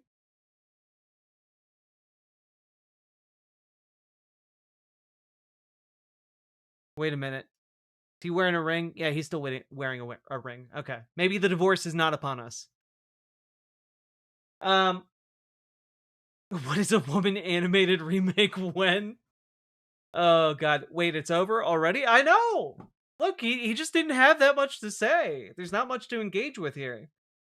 Has Matt Walsh ever been okay? No, you're right. I deserve that remonstration. Depression, maybe? Maybe. Although Matt Walsh is also the kind of guy who would tell you depression isn't real. To turn that frown upside down, you liberal. Like, I don't know. Anyway, this was interesting, though a bit flaccid. I wasn't expecting this level of weakness. Maybe it's endemic throughout all of the Daily Wire's content lately. I'm gonna have to start looking for further afield for conservative content creators, I think. Daily Wire is just missing a step all across the board. I think I might have to start looking more at Candace Owens as we go forward. Candace Owens seems to be up there. Maybe Theo Vaughn, and like I don't know. Like I've been spitballing a few characters for the show. We'll figure something out. But if you got anything out of this, please like the show, please like the video, and leave a comment. It's actually super important that you guys leave comments. Really, really helps the show. And also, please consider checking out ImogeneOlivia.com. It's gender euphoric lingerie designed from the ground up for trans femmes. Tested it with cis men, tested it with cis ladies, tested it with non-binary people, trans women especially. And folks, reviews are in. It's really, really great. Go check it out. ImogeneOlivia.com. There's a link down in the doobly-doo. And also, join your local Dems, join your local DSA. Let's kick Donald Trump and conservative Democrats out of government. Let's do it. And with that, let's keep on going.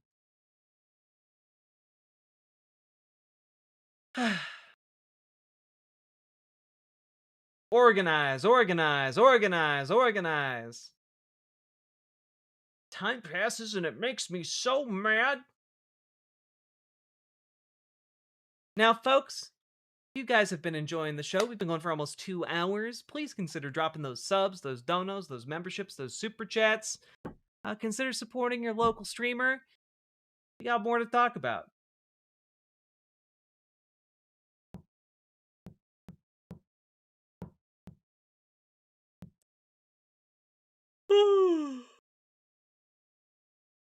Conservative content creators, go watch the Young Turks. I have to protect my sanity, though. Exactly, Eric Lizama. You get it. All right, that was not great. Described as evil. Okay. Now, okay, so folks, I do also want to talk about another Matt Walsh video. And I know, we just talked about Matt Walsh covering why Hollywood is failing, and it was very unsatisfying. But I swear, he's got a good point about Hollywood this time. No, he doesn't. It's also a bad point. But we'll continue. We'll keep going through. I'll break it down for you guys. And remember to like, comment, and subscribe. Do the things, especially a comment. It really, really helps. And let's dive into it, shall we? Here we go. This is from his most recent episode. He has a bone to pick with Hollywood, as he usually does. Which bone shall he pick today? It's been hard to miss the ongoing effort to rewrite America's history, to cast the United States as a kind of international supervillain. Just a couple weeks ago, we spent the better part of an hour dissecting the 25,000-hour documentary from Ken Burns about the Revolutionary War, which told a flagrant lie, either explicitly or by implication, every 10 minutes or so throughout the course of the very long documentary. And the point of the documentary, of course, was to convince young people, many of whom will be forced to watch the film in public school, that America is a terrible country founded by racist misogynists who stole all their ideas from the Indians. I mean, they got a lot of their ideas from Native Americans, yeah. Like the Iroquois Confederacy was a big inspiration. Turns out, according to Ken Burns, the Indians were philosophers on the level of Plato or Aristotle. Yes, there were people who dedicated their entire lives to thinking about philosophy, man. Come on, what do you like he genuinely is so racist that he thinks Native Americans like were basically animals. Like that's what he's saying here. He's like, "Oh no, it's patently impossible for a Native American to be a philosopher." Like that is some incredible racism. Just like some terrible shit. How do you get through life thinking like this? You see, when they weren't busy converting human beings into stew or arranging beads into flamboyant patterns because they were too primitive. Hey, I forget what's one of the most famous stories of cannibalism in regards to westward expansion. I'll give you guys a hint. It wasn't being done by Native Americans. Donner Party, anybody? To come up with a written language, the Indians were basically giving Ben Franklin all of his ideas under the table. Now, correcting the historical record with our own projects on the scale of Ken Burns' work. Well, no, Ben Franklin took other people's ideas. He was not the kind of person who needed like anyone to pass ideas under the table because he was the one grabbing those ideas.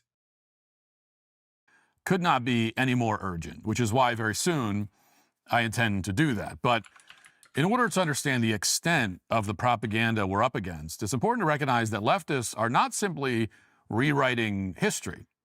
They're also attempting to rewrite some of the most classic expressions of American culture, including films and books that are widely read by children. In particular, there's been a very well-coordinated, well-funded effort to propagandize children into believing that evil does not exist, and that any individual who seems to be evil is, in fact, a very misunderstood victim of circumstance. And to illustrate... Well, yeah, people are the product of their environments, man. Like, yeah. In a lot of ways, a villain can be construed as, like, a really pitiable object because of the potential for good that was dashed by the chance and circumstance of their lives. You know? And perhaps some people can be just genuinely evil regardless of circumstance, but I think that might be few and far between. What I'm talking about. I want you to listen to this musical number from the 1961 Disney film 101 Dalmatians, and it's sung by Roger, the character, about the villain of the story, who of course is Cruella de Vil. We're not, you can't trick me. You can't trick me into listening to a song. Sung much to the delight of a family's pet Dalmatian, Pongo. And see what you notice about the lyrics. It's not very subtle. Listen. Yeah, we're not listening to it. Honestly, I should probably... There we go. No evil thing will to Roger. See her is to take a sudden chill. Cruella. Yeah, you guys all understand which song it is now, right? Yeah, Cruella de Vil is not a good lady. She wants to skin puppies. Like, the animation in that movie is so great. I look, they rotoscoped a lot of it, apparently. I think you can still find like some of the rotoscope, is that the correct term? Probably not. You can still find some of the baseline film that they animated from. It's really interesting. And never release. Matt Walsh just straight up playing a huge clip from 101 Dalmatians. This is wild. If you're watching the video podcast, the first thing that probably jumped out at you is the quality of the animation. This was clearly put together, drawn by artists who cared about what they were creating. And that's why it holds up more than 60 years later. And it's very clearly superior to the CGI slop and now the AI slop that we've all grown accustomed to. And it certainly looks a lot better than the modern remake of this same story, which we'll get to in a second. But the more important part for now, the point that I want to make, is about the lyrics. And he says, quote, "If she doesn't scare you, no evil thing will. To see her is to take a sudden chill." Then he compares Cruella de Vil to vermin, says she's an inhuman beast who, quote, "ought to be locked up and never released." Now, nothing in the film ever contradicts these statements. They're obviously true. Cruella de Vil is a genuinely They're obviously objectively true. horrible person in the story. Her goal is to steal puppies and murder them. It's hard to get, doesn't get much worse than that. I mean, it can get worse, but not much worse. And in her first appearance in Roger's home, she puts out a cigarette in his wife's muffins, which, to be clear, is not a euphemism. It's like actual muffins. She flicks her cigarette over the coffee. She openly mocks Roger and his home. Watch.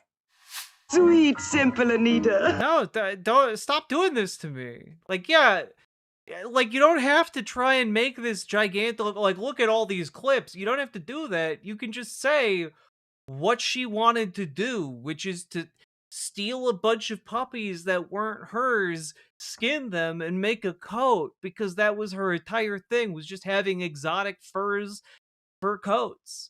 Like, you can't just say what the premise of the film is and the premise of this character. You don't need to show us the clips where she's just like delighting in evil, because like we can kind of surmise that from her stated goal in the film.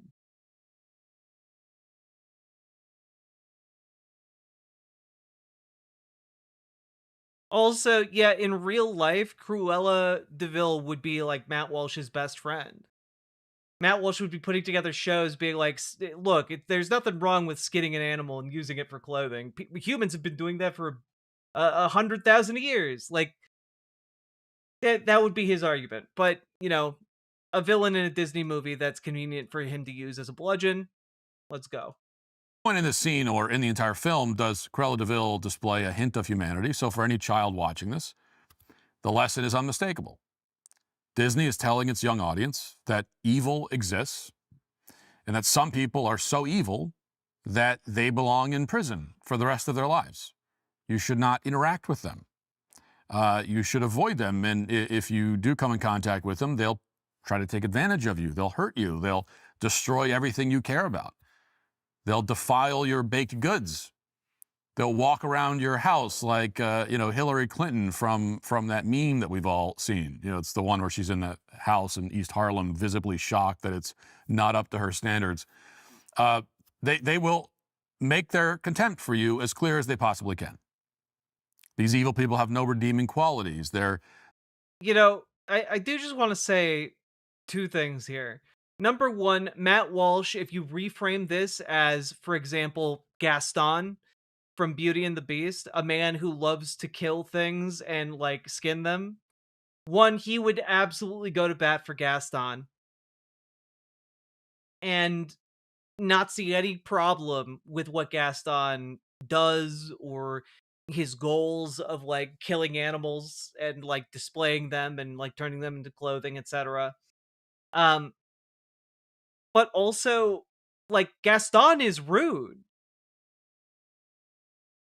Cruella is also rude, and Matt Walsh seems to just conflate rudeness with evil, like, all the time in his, like, film analysis. It's fascinating. Like, if someone is rude, they're evil to him. Which is pretty, it's pretty interesting coming from the guy who's, like, known for being a rude radio shock jock. They're just a negative for you and for society at large. Now, Disney didn't dilute this message in any way, because in 1961, nobody was worried about being called a racist for teaching basic fundamental life lessons to children. I'm sorry, what? Are you seriously trying to argue that during the civil rights era, no one was called a racist for what they taught in classrooms? Matt,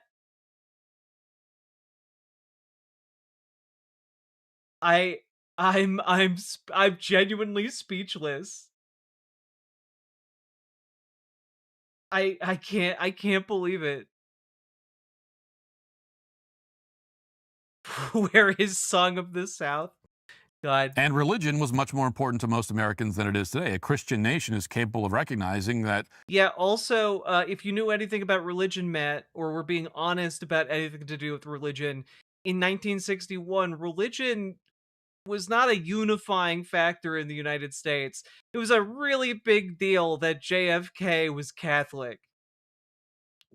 Like Catholics and Protestants, the Presbyterians and Methodists, like there were straight up town rivalries and like battles fought on the basis of religious affiliation for different areas. Like, come on.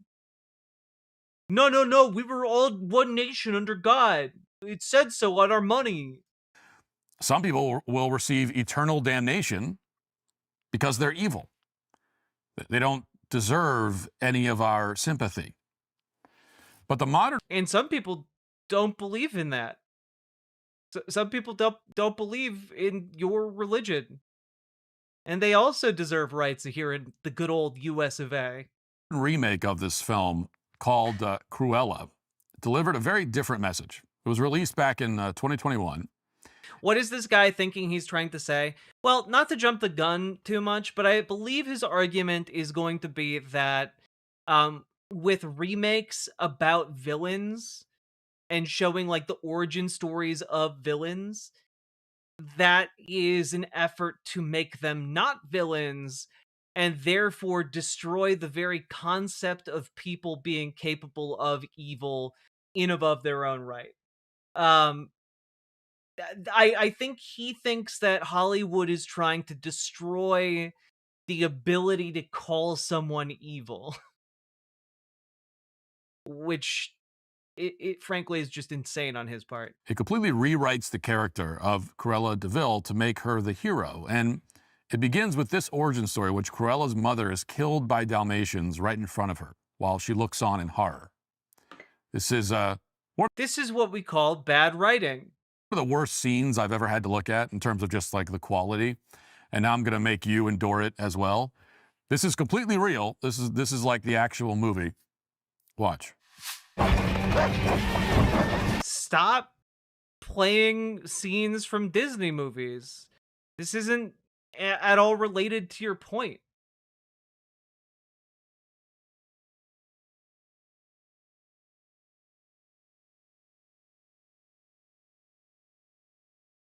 Oh my god. Dalmatian attack. They tackled her into the over the cliff. Even get into how dumb this scene is. I mean, just look at it. Yeah, again, it's bad writing, Matt. Sometimes that happens. The quality isn't in the same universe as the animated film that was released 6 decades earlier. The sky in the background is clearly fake. The weather is clearly fake. The Dalmatians are. Unlike the animation in the 1961 version, which was indistinguishable from your waking reality, Matt? Clearly fake. Everything is fake. Even the things they didn't need to fake, right? Like the basic physical surroundings. You don't need to fake that, but they faked it. Unlike with the animated film, they're not. Yeah, honestly, he's just padding his runtime. It's crazy. He's so lazy. Not fake in a way that's visually appealing or interesting or artistic. That's one thing. But these look like graphics that you might see in a mall arcade. IDK. In 2000. As an animation nerd, Disney's stuff has always been pretty notoriously sanitized and conceptually bland, even before the remakes. It's always telling how much conservatives champion their work.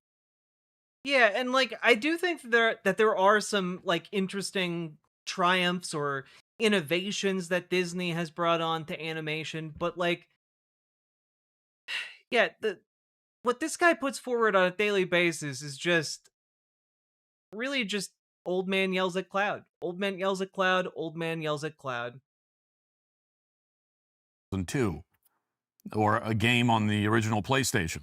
Also, Bino the Amoeba Thank you for the $5 dono. Very much appreciated. Thank you for supporting the show. There's no sense that any artist cared about how it looked or spent any amount of time on it really at all.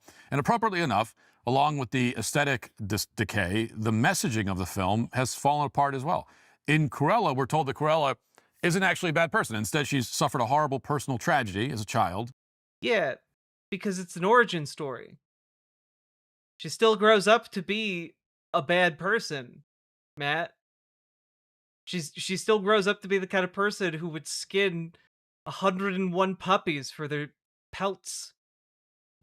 Her mother died right in front of her because CGI dogs ran after her, as you just saw. And we later learned that those dogs were secretly ordered to attack via dog whistle by another character called the Baroness. So Cruella spends the rest of the movie getting vengeance on this person who killed her mother.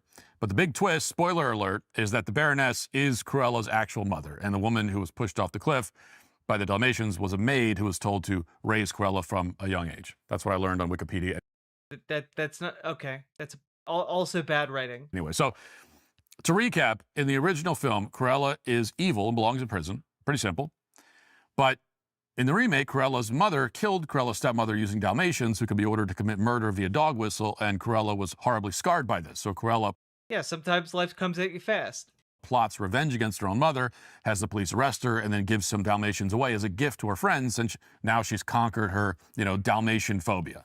In other words, moral clarity, not to mention narrative clarity, is completely... Again, this is a bad concept. You shouldn't have done it. But if you did, okay, it took a character that was simple, made them complex in stupid ways.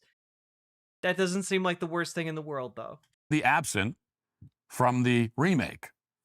The message for children in the remake is what exactly? Is the message that your mother may not actually be your mother? Maybe she's a secret murderer, or maybe the message is that evil characters who are literally named Cruel Devil are actually misunderstood? Like the people who every indication is that they're evil. Everything you see, right down to the name, is that they're evil. Yeah. It might still just be misunderstood. Just like how Matt Walsh might just still be misunderstood. Maybe they've simply internalized a lot of emotional trauma from freak accidents that occur. Wasn't the remake for an older audience? I mean, the remake was for a completely different audience, right? Like anyone who saw 101 Dalmatians in the theaters as a child would have been like in their 60, they would have had to be 67 or so. Like, I guess Cruella came out a few years ago. Yeah, you guys do the math. All I'm saying is you'd have to be pretty old for this to have been the intended demographic to invoke the nostalgia, right? Like, they remade it to try and make 101 Dalmatians a relevant property again. Like what they do with a lot of their properties. They're like, oh well, what do people know? What do people know about our movies? What do people know about our franchises? Okay, 101 Dalmatians. We can't. That's 101 Dalmatians is a lot of things to animate. Okay, what if we did none of the Dalmatians? Okay, well, what characters do we have left in that movie? Well, I guess we got. Well, the only one people know by name is Cruella de Vil. So I guess we're making a movie about Cruella de Vil.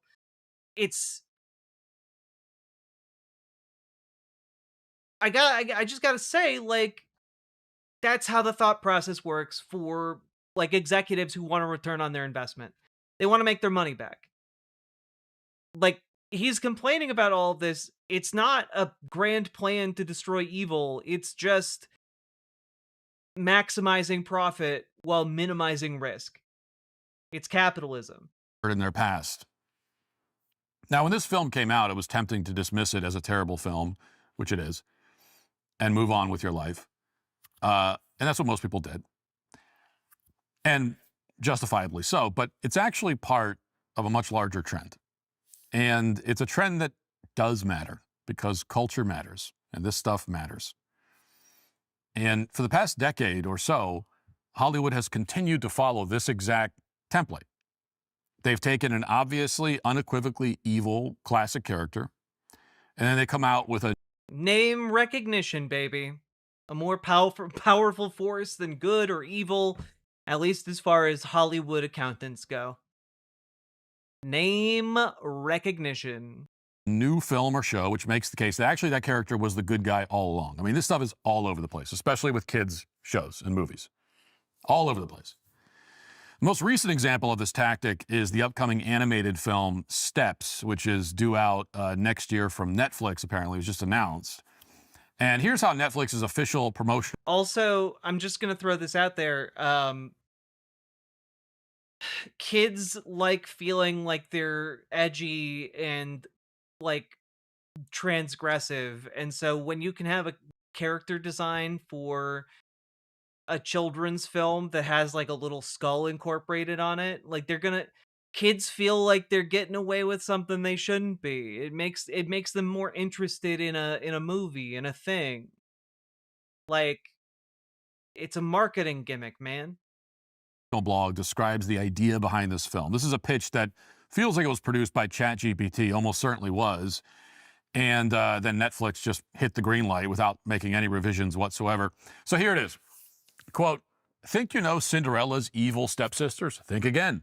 When misunderstood Lilith is blamed for hijacking the royal ball with a stolen magic wand, she accidentally turns her sister Margot into a frog and allows the kingdom to fall into the hands of a prince-obsessed mean girl. Now Lilith must team up with Cinderella and a surprisingly dreamy troll to save the kingdom, repair the fractured fairy tale, and prove that even so-called villains deserve a shot at happily ever after. Wait, so I'm sorry.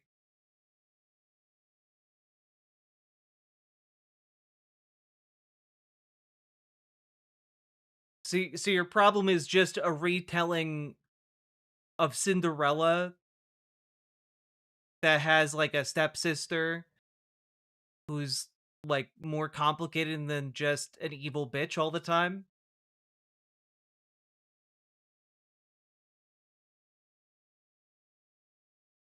You know, my knowledge of pop culture is compelling me.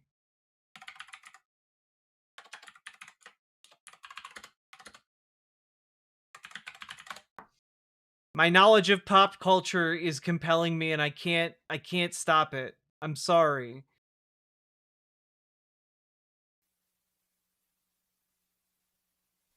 When did this come out? 13 years ago. It was the moment that changed her life forever. Feet. Taking her to a place she'd never been. To a life she dared only dream about. Discover what comes after Happily Ever After as Walt Disney's most enchanting fairy tale continues. Cinderella 2, Dreams Come True.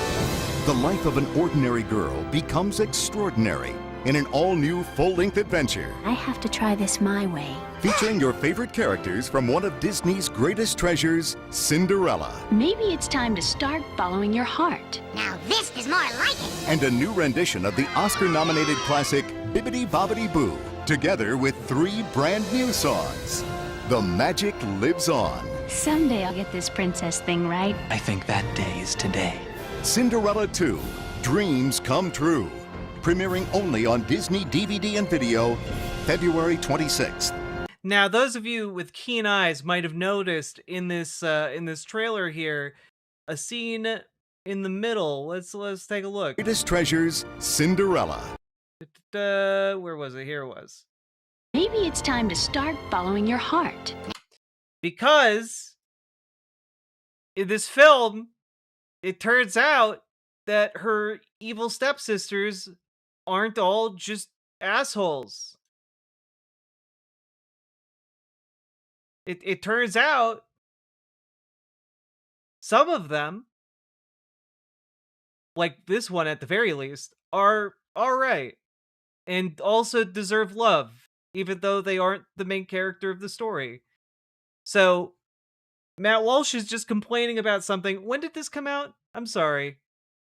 Just real quick. This came out in 2002, so Matt Walsh is approximately 23 years late to complain about this particular problem. But, you know, that's not going to stop him. Boy, howdy. And prove that even so-called villains deserve a shot at happily ever after. So, The villains are actually good. They don't deserve to spend the rest of their lives in prison. They're not vermin. They're not bad people. They deserve a shot at happily ever after, no matter what they've done. And the new villain to take the place of the stepsisters is a prince-obsessed mean girl, because that's the other thing, of course, we see now in these shows, especially ones for girls, is that, it used to be that the princess wanted to meet a prince. And now the princess either doesn't care about meeting a prince, or if anyone wants to meet a prince in the movie now, it's going to be the bad guy. Yeah. Uh-huh. Anyway, here's the Wikipedia page for the character Anastasia Tremaine, which apparently is the name of the evil stepsister from the Cinderella films. Here's what happens in Cinderella 2 from her perspective. All right? She seems to have not changed until she meets the town's baker, who catches her eye. However, Lady Tremaine disapproves of the baker's working class status and tries to make her daughter forget about him. As a result, Anastasia rebels against her mother for the first time. When she and the baker first meet, she's embarrassed after being kicked by a horse and sent flying into the bakery. I'm glad she survived, apparently. Cinderella sees Anastasia and realizes that Anastasia has fallen for the baker, so Cinderella decides to help bring Anastasia and the baker together. Cinderella encourages Anastasia. I don't know which way I'm supposed to say it, so I'm going to switch, and it's going to irritate the dickens out of all y'all. Anastasia to follow her heart and gives her stepsister a makeover, changing her looks for the better. As a result, the baker asks Anastasia to go with him to the upcoming ball hosted by Cinderella. The baker and Anastasia have a misunderstanding, as Anastasia thinks the baker is in love with another woman as she cries in the fountain. Wait, yeah, okay, Anastasia thinks the baker's in love with another woman. While the latter wanted to give her give the heart-shaped roses to Anastasia. This is the first time hearing about roses. All right. But the roses were eaten by a goat, who only left a single flower on the ground. The Lady Tremaine is displeased, as well as her sister Drizella, who states her relationship with the baker is a disaster, and her mother attempts to drag her away. Anastasia blatantly disobeys her mother and remains with the baker, causing Lady Tremaine to leave in a huff, much to Drizella's surprise as she follows her mother. Her part in the movie ends with her, the baker, dancing at another ball hosted by Cinderella, dancing with Prince Charming. Anastasia found what she wanted, true love, to which Anastasia displays great gratitude and affection towards her stepsister for helping her find true love. Cinderella, however, corrects her and states Anastasia always knew how to find it herself. Wow. Matt Walsh is really late to the idea that villains might be more complicated than they first appear. And for her part, Cinderella has teamed up with a surprisingly dreamy troll. So they're really sticking it to the patriarchy, in other words. It's a bit like that Snow White remake that nobody watched, where Rachel Zegler describes Snow White as a strong, independent woman who doesn't need a prince and all that kind of stuff. This is the kind of assembly line script writing that for the past decade has defined pretty much every major Hollywood remake of a classic. And every time they do it, these filmmakers convince themselves that they're doing something brave. I mean, you could have a sexy troll. Like I don't know. I feel like it's not that weird to have a sexy troll. Like I don't know. Isn't that kind of a new like a fun take? Isn't that what the Hulk is basically? I mean, I guess so, but like not. I guess so. I don't know. I don't think the Hulk is that sexy. I think I think that like the Hulk could be a whole lot sexier. Let me put it that way. And transgressive. Here's a quote from the director of this new Netflix Cinderella movie. Quote, "This story is at its core about two very different sisters, one who fits perfectly into this fairy tale kingdom and one who doesn't, realizing they're more alike than different. It's such a personal story for me because growing up as an awkward, artsy, Taiwanese kid in suburban New Jersey often felt like an outsider, like Happily Ever After wasn't meant for me. I wanted to create a film for everyone who has ever felt like they didn't belong and show how a single act of kindness can change everything." Matt Walsh is about to come on screen and be like, kindness is stupid and dumb, and if you like it, you're bad. Like, he's about to say something almost exactly around those lines. I guarantee it. Now, the most obvious response to this, of course, is that this particular Netflix director, a woman who, according to her website, specializes in classical piano, ballet, fine art, classical violin, graphic design, and more, is a pathological narcissist. She's convinced herself that she's a victim. Yeah, having a lot of skills makes you a narcissist. wanting to make entertainment for children makes you pathological. Jesus, it's so much worse than I predicted. Because she was awkward and artsy, whatever that means. Apparently, we're supposed. No, she said she felt different because she was ostracized on the basis of her race and like cultural differences. And like that was hard. It's not difficult to parse what she means, man. Supposed to believe that rich Taiwanese kids in suburban New Jersey are an oppressed demographic. Yes, they are via different axes than just poverty, though. And now, as a result of that oppression, she's going to force. This is, whenever a conservative makes an argument like this, like, you were a wealthy Taiwanese kid, though, in the suburbs of New Jersey. How could you possibly be oppressed? It's like hearing somebody say, like, well, you couldn't have been tied down with this rope, so how could you have been tied down with a bunch of other ropes? And like, it baffles me as someone who sees that, and like, I'm like, well, because there are a lot of other ropes here. Like, obviously, because other ropes exist.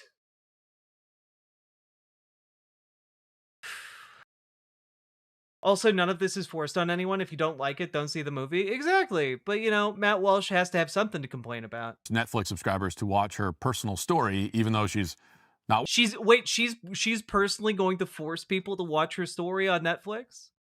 She's going to break into your house and threaten you with a gun in order to make you watch this animated Cinderella film? Working on a documentary or biography about her own life. She's making a Cinderella movie, allegedly. But really, this. Yeah, because some people don't want to make documentaries about their own lives and instead want to make cool shit. Director's job is not to create anything. Her job is to erase the Cinderella story that everybody's familiar with. What are you talking about? Her making a new movie doesn't erase the old one. Just like Disney making a Cinderella movie didn't erase the fairy tale. Come on. The one with the stepsisters are really bad people. And at one point, lest we forget, the stepsisters destroyed Cinderella's dress and assaulted her to the delight of Lady Tremaine, the stepmother. Watch. Stop it. Stop doing this.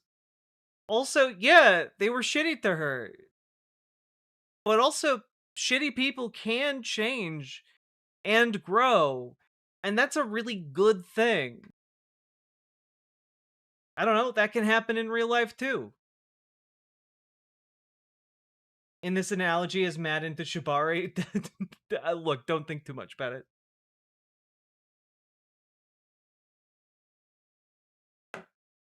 Man just wants to watch Disney films so bad. Yeah. This is all because the Daily Wire Snow White thing failed. I legitimately forgot that happened.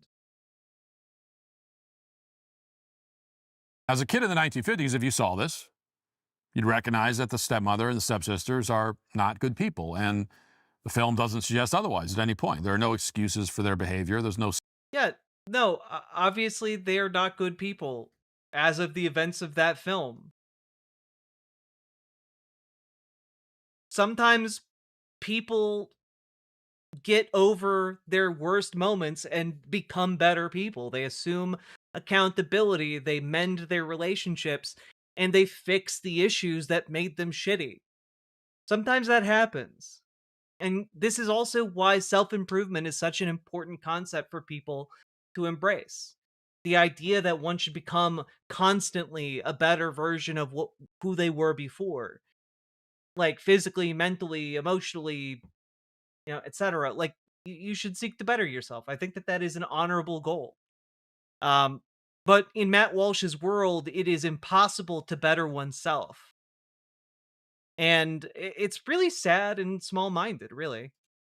Sob story about how Dalmatians murdered her mother or something. They're just bad people.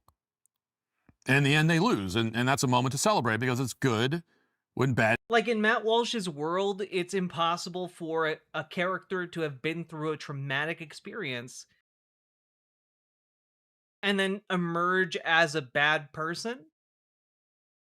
Right? Like the story of Cruella is tragic in part because she went through trauma, she grew, she went beyond it, and then apparently still somehow became the kind of person who would want to skin 101 Dalmatians. People lose. When you make Cinderella a story about how the evil stepsisters really aren't so bad, and in fact how they're really the heroes of the story, then you aren't simply producing another generic DEI slop fest, although you're doing that.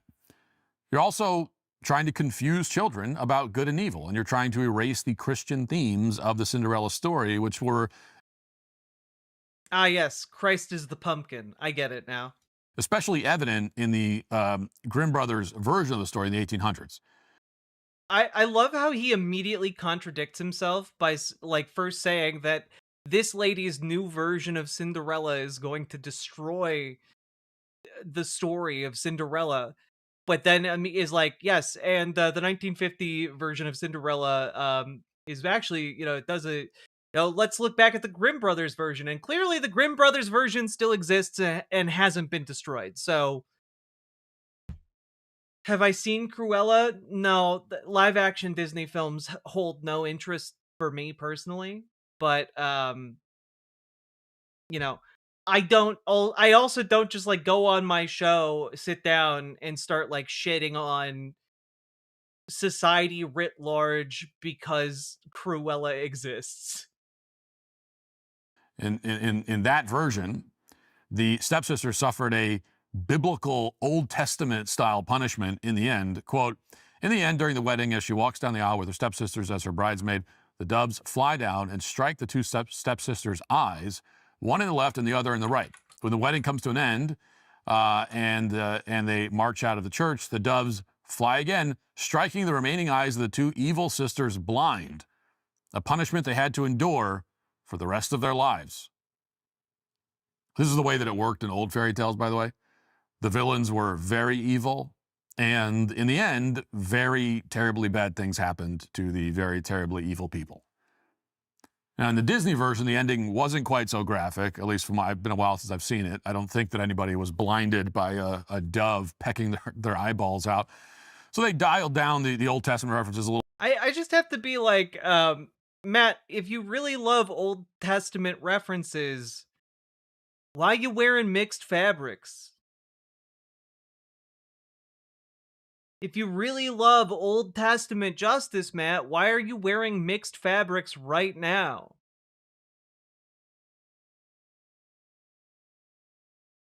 Matt, the punishment for wearing mixed fabrics was lashes. Like you would get whipped for wearing mixed fabrics, Matt. You're literally promoting a violation of religious law and scripture, Matt, right now. But no! It's fine when Matt does it, okay? It's fine when Matt commits acts counter to the Bible, but not when anyone else who doesn't share his religious worldview does, A little bit, but even so, the stepsisters did not win in the end. But now, less than a century later, Netflix has decided that the stepsisters are indeed the heroes. They deserve a shot at happily ever after, we're told. Now, imagine being a child raised in a culture where everything, including basic biology, fundamental tenets of morality and Christianity, everything is subjective. That really is the point here. The idea is to convince the youth. I don't think that is the point. I think the point is to make money making movies because we live under capitalism. That evil is not a legitimate concept, so that they can indoctrinate them into supporting and committing acts of evil. If you convince people evil doesn't exist, then generally they start doing evil things. It's also not about, like, I'm sorry, portraying people as complicated does not mean this is not the same thing as saying evil doesn't exist. That's not remotely the same thing. Like, obviously, on the face of it. Now, works that have overt Christian and right-coded themes are particularly under attack. Take the Rings of Power series by Amazon. I haven't seen it, but Lord of the Rings is not conservative coded.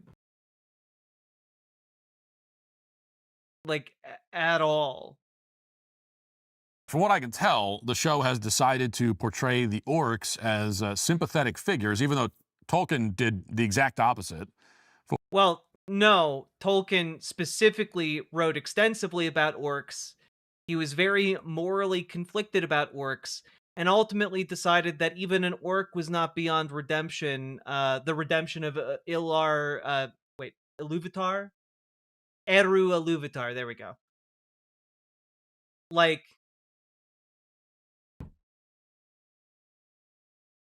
orcs are really unfortunate creatures. They're like they are humans and elves abducted by Morgoth and twisted via torture and magic twistings beyond mortal ken into like horrible monsters. They are the products of trauma and suffering. Like, you should have sympathy for an orc. It is a creature born out of immense suffering. I wonder how much Just for Men Die Maddie uses each morning. Damn, Equinox. Thank you for the $5 super chat. Very much appreciated. Also, alert box was disabled. There we go. For reason, like these were embodiments of evil. This is from a website called Bounding Into Comics, quote, in the opinion of the Lord of the Rings of Power showrunners, their season 2 decision to humanize the Dark Lord's orc armies is far from controversial, because not only does the change provide better opportunities for storytelling, but it also falls directly in line with Tolkien's writings. True. The orcs in the Rings of Power are shown as brutal but oppressed foot soldiers, their lives concerned not just with war and pillaging, but also achieving a future where their families can exist as more than tools for Lord Sauron to use in service of his ambitions. Yes, that is true, actually. Like, yeah, no, this was obviously always the case. Like, they do not serve Sauron because they just love Sauron. They serve Sauron because, like, he can kill them. Like, he can kill them and has set up like an oppressive hierarchy where their immediate superiors can also like kill them for disobeying an order. Like, their lives have literally no meaning. The supreme commander of their forces like stands unblinkingly and unconcernedly when a gigantic rock kills like several of them standing right next to him. Like, they do not value the lives of orcs, but the orcs themselves value their own lives. We actually see this in Tolkien's work. You can read, The Return of the King, and you see the scene, shortly after the encounter with Shelob. You see the scene take place where Samwise Gamgee alone goes and pursues his master into an orcish keep and hears them arguing amongst themselves. They have self-interest. They have the idea of trying to vie for more power, because in this society, more power means more protection, more agency, and that is in woefully short supply if you live under the fascist eye of Sauron, right? So, as someone who has never read Tolkien, that sounds like a cool scene. It's a super cool scene.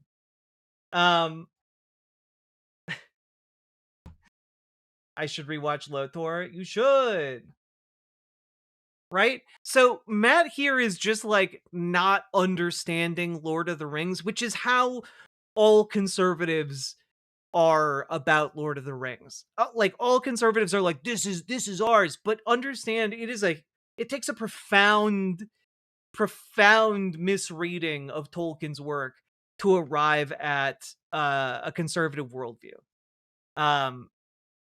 He is somebody who he did base a lot of his world building for Lord of the Rings on Christian theology, but it is not the main thrust or what the world is about. And honestly, if you are, if you remember when Pokemon came out and Christians were like, oh, it's witchcraft. I mean, like, it's all the same. All of the same accusations can be leveled against Lord of the Rings. All right.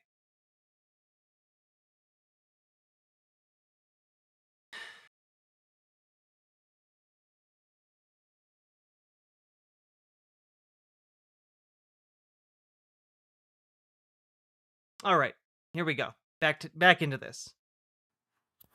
So they're claiming. Yeah, Tolkien was anti-Nazi and anti-apartheid by by the standards of his time. He was fairly progressive in certain cases. Claiming that Tolkien would have humanized the orcs, but he just never got around to doing it. I don't know. He wrote like 10 million words about this story when you take all the books and all the other works related to it into account. And he just never, he meant to do that. He just did. But fortunately, we have the Amazon showrunners to swoop in decades later to tell us what Tolkien meant to say in a very heavy-handed fashion. There's this line of dialogue in the Amazon show, for example, from an orc named Glug. Quote, "The preparations are nearly complete, Lord Father, but we are safe here. We have a home. Must we go to war again? You told me Sauron was dead. Let us leave him that way." So enough to make you shed a tear for the orc hordes. And then there's this scene where we get to see an orc family lamenting the prospect of... Just real quick, I found a quote from one of Tolkien's letters, letter 153. All right? This is a direct quote from Tolkien, just in case anyone needs a quote. Eru/God gave special sub-creative powers to certain of his highest created beings. That is a guarantee that what they devised and made should be given the reality of creation. Of course, within limits, and of course subject to certain commands or prohibitions. But if they fell, as the Diabolus Morgoth did, and started making things for himself to be their lord, these would then be even if Morgoth broke the supreme ban against making other rational creatures like elves or men. They would at least be real physical realities in the physical world, however evil they might prove, even mocking the children of God. They would be Morgoth's greatest sins, abuses of his highest privilege, and would be creatures begotten of sin and naturally bad. I nearly wrote irredeemably bad, but that would be going too far, because by accepting or tolerating their making, necessary to their actual existence, even orcs would become part of the world, which is God's and ultimately good. Like, this is, like, what he's saying here is that orcs, mostly bad, but also can become good.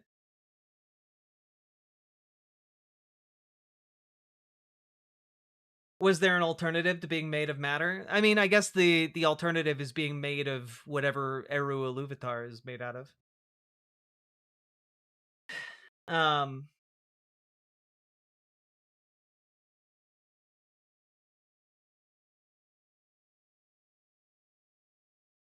Not me putting Lord of the Rings on in the background. There you go. This quote is from one of the orcs. "It's my guess you won't find much in that little fellow," said Gorbag. "He might have had nothing to do with the real mischief. The big fellow with the sharp sword doesn't seem to have thought him worth much anyhow. Just left him lying. Regular elvish trick." Yes. They're subject to propaganda. Exactly. You know, what are the elvish tricks? An elvish trick is to leave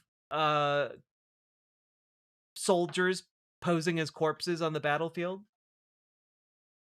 What we know of elves is that they don't do that, which again goes to show the propagandizing toward orcs, which if orcs were completely and wholly bad, why would they need to be propagandized to?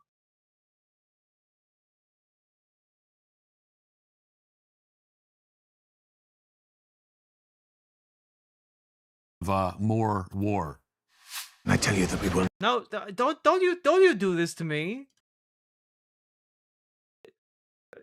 elves, yes, things happen. Talking to an orc, an orc that isn't just immediately evil. Oh my god, that flies in the face of what we understand about orcs, generally speaking. That's almost like a way to hook an audience and make it seem like an interesting story to tell. Crazy. Why would a storyteller want that? Basically, the anti-war hippies. How does Matt Walsh avoid DMCA? Larger channels are treated differently. That At this point, they might as well throw in a scene where an orc goes postal because his health insurance claim is denied. I mean, they're committed to taking you out of the world the author created and shoehorning all of the most... Again, not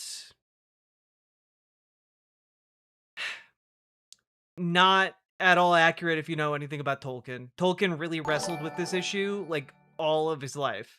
He went back and forth on it all the time. Orcs are evil in Lord of the Rings Feanor. Am I fucking joke to you?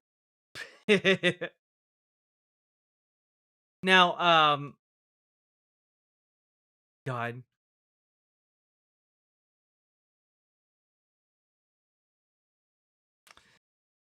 One other quote from Tolkien. I've represented at least the orcs as pre-existing real beings on whom the Dark Lord has exerted the fullness of his power in remodeling and corrupting them, not making them. Which, in Tolkien's world, is essentially saying orcs have souls, and despite all of the efforts of Morgoth to corrupt and destroy them, they still possess that glimmer of goodness in their hearts. Cliched scenes imaginable into the plot, and they don't seem to care about the fact that they're completely undermining everything the author was intending to do. They're making this story entirely indistinguishable from every other show on television, because in the original story, good and evil are very, very clear. No, they're not. No, they're not, actually. The entire story ends with Frodo sailing off into the west because he holds within him a poison and corruption that will ultimately like be his doom outside of the west. Like it is in fact a story about how there is complexity within good and evil, and that journeys through harsh conditions lead you into contact with many different aspects of what it means to be good or evil and what the right thing may be at any given time. Because unmistakable, the good guys and the bad guys. But in modern story, yeah, like I don't know. Does Matt Walsh see Gollum / Smeagol and like, is it like dividing by zero to him? All of that is always blurred because the stories are being told by people who don't believe that evil exists. And in some cases, this approach has been very commercially successful. You know, we can't deny that Wicked, a story that's billed as a kind of prequel to The Wizard of Oz, is one of the biggest box office hits of the decade. And it's not really a prequel to The Wizard of Oz. It's, you know, another story in the Land of Oz, unrelated to the original film for legal reasons, but like Wizard of Oz content is in public domain now, so like anyone can just make a movie based on the Wizard of Oz now. Successful because it took the same edgy and subversive angle where the villain is actually a misunderstood hero. And for good measure, they've thrown in some transparent political messaging also. Watch. Stop it.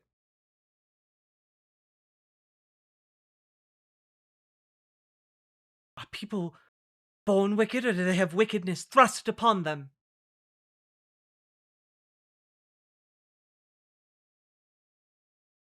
Well, I mean, I feel like if you asked Matt, is it worthwhile understanding like how bad people become bad, I think he would say yes.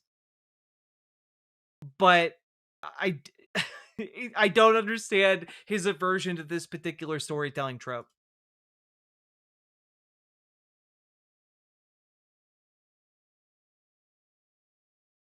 God. Does Matt realize when the book Wicked was written? No. Of course not. Of course not. Like, Matt is over here being like, "Oh, look at this modern subversion they just came up with in 2024." This is a lot of clip to play. Wickedness is thrust upon, some people were told. Yeah, it's a take on that line, you know, some people are born great, or are people born great, or do they have greatness thrust upon them? It's an inversion of that. It's a little bit of cleverness. And in particular, in this case, wickedness is thrust on a black woman by the white guy. Well, okay.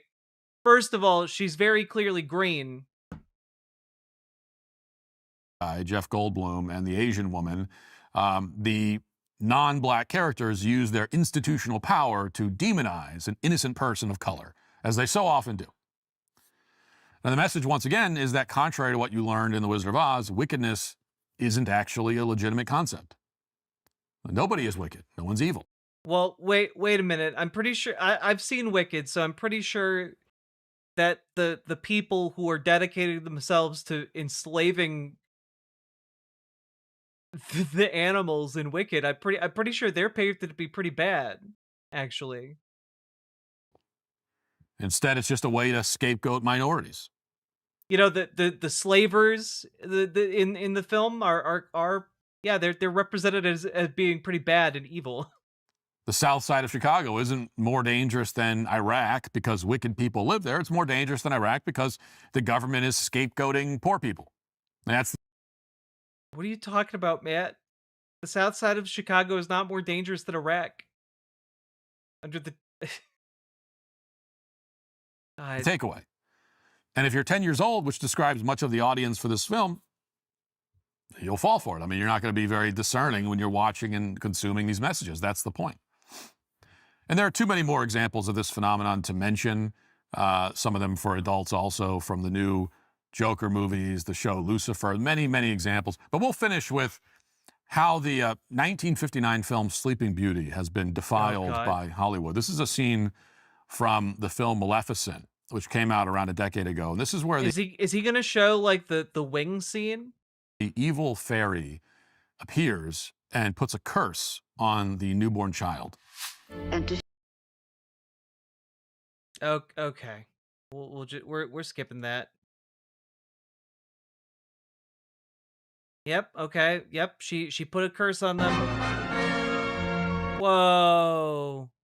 Curse on a baby. Whoa. So as you can tell, the fairy isn't messing around. She wants the kid dead, and she's upset because she wasn't invited to the party. That's well. Wait a minute. We know later on that she can turn into a dragon when she wants to kill someone. She didn't do it to kill the baby instantly. That's what she did it to get revenge on the parents.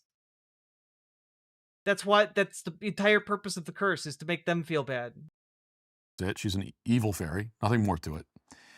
But in the live-action film, there's a lengthy backstory. The fairy has been betrayed in some horrible way by the king, and so the fairy shows up to place the curse on the child, but it's not the same curse. Watch. Yeah, also, sometimes people do new things with stories, you know, to give people a reason to come see the new story.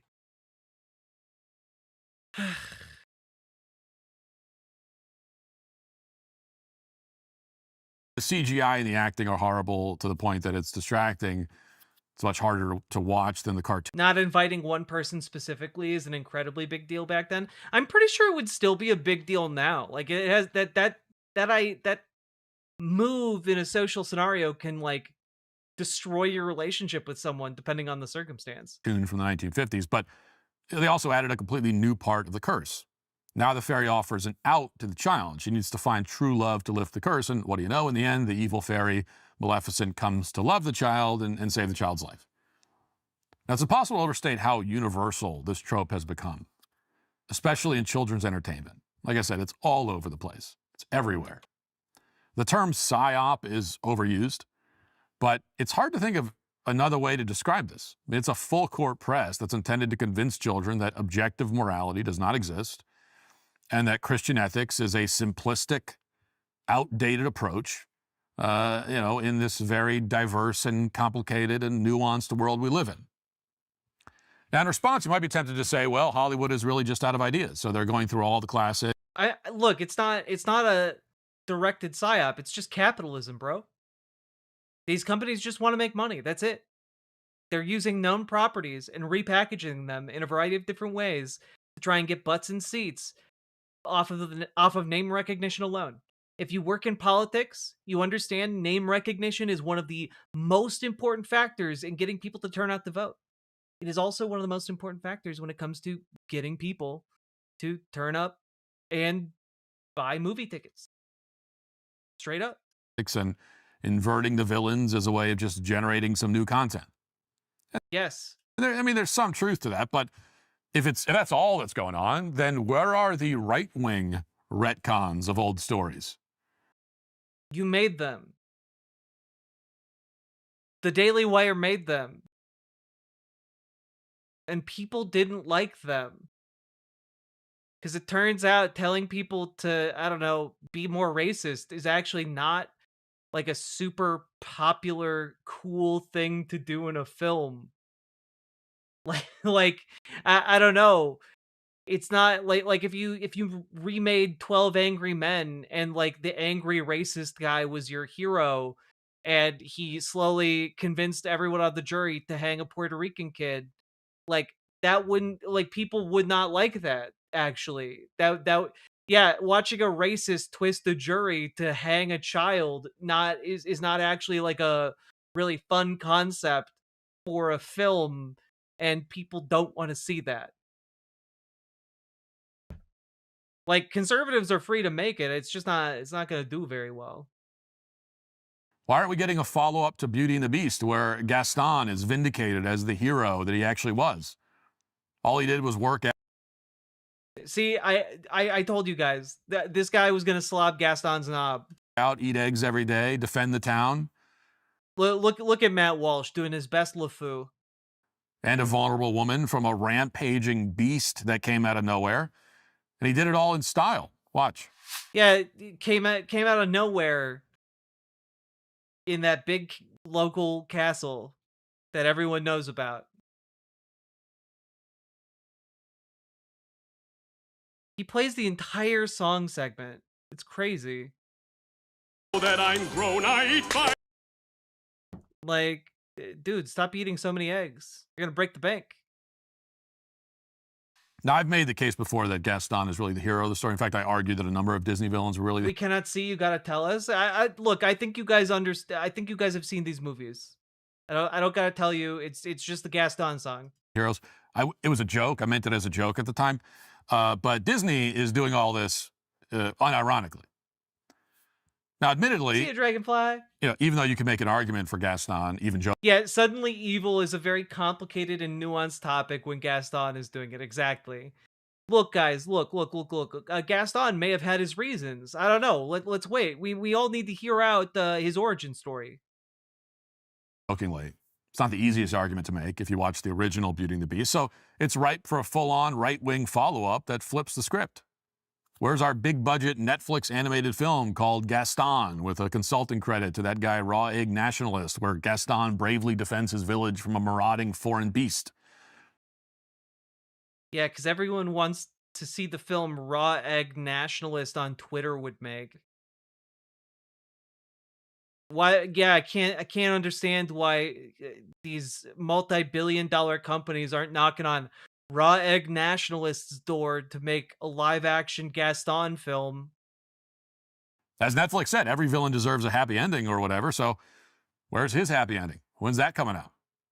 Well, we all know the answer to that question. Gaston's not getting a redemption arc because he's not an insufferable shrew or a jealous stepsister or a demented terrorist who paints his face or, a literal witch or, an old hag who's jealous that she didn't get invited to a party to the point that she'll murder her child. In short, he's not getting a redemption arc because in that modern remake. Well, also, how to redeem like a guy who's just kind of shitty versus how to redeem like an evil witch.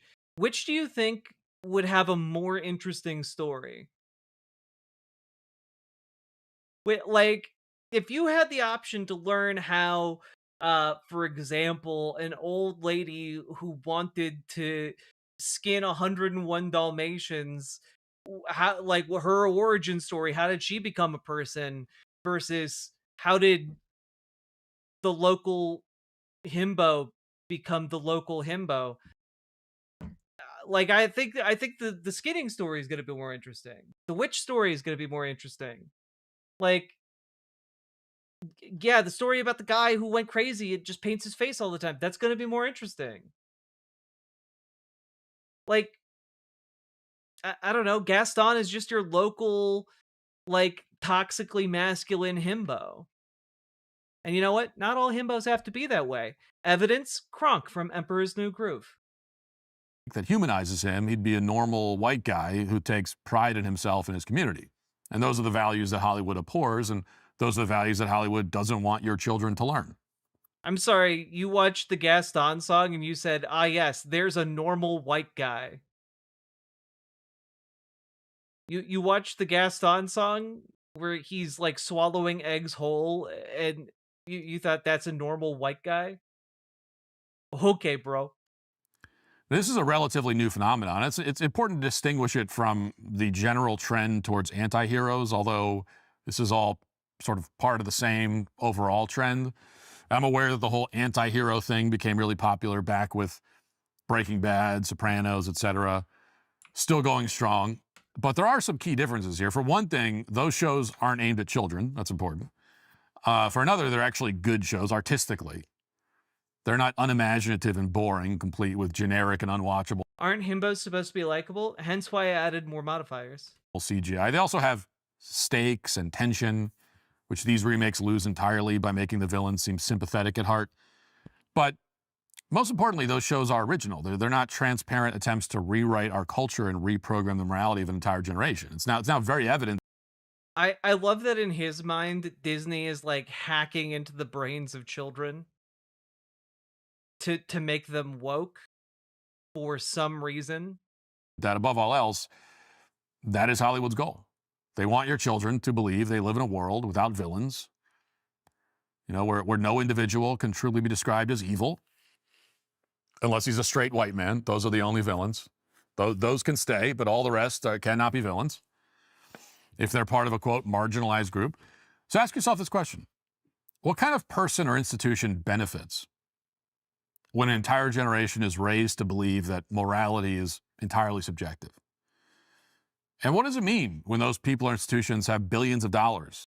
I love, by the way, that in his quest to try and show morality is objective, by pointing out, like, look at all these movies that show morality is subjective, and like all of us here are like, well, no, that's not the point that the movie's making, but it is pretty interesting, I guess, that all these movies have different takes on morality, I guess. Like, I think that's interesting.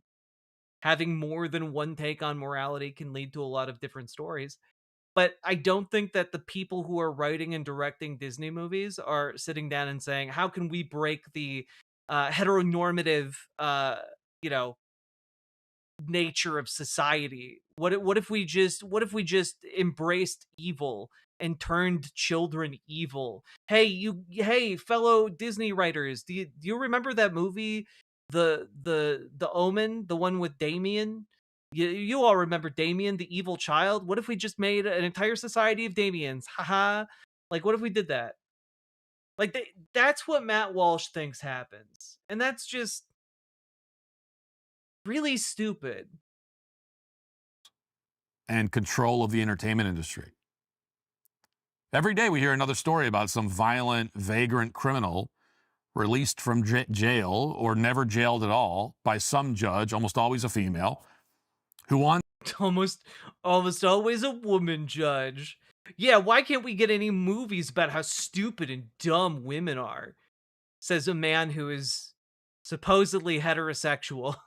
To, you know, see the good in this evil scumbag and give him a second or third or fourth or 10th or 30th chance.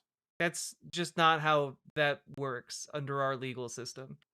Now, I'm not saying that those judges were influenced by a bad 101 Dalmatians remake. I mean, that's kind of the thrust of this entire segment, right? I'm saying they're part of the same cultural trend. They are reflecting it and driving it at the same time. So if they're driving the cultural trend, then you are in fact saying what you were saying. Okay. And this means that as a parent, you're up against some very powerful and very sinister forces. It also means that before they're taken offline, you should pull up some of those old films from the 1950s and 60s that I mentioned. Screen them for your kids.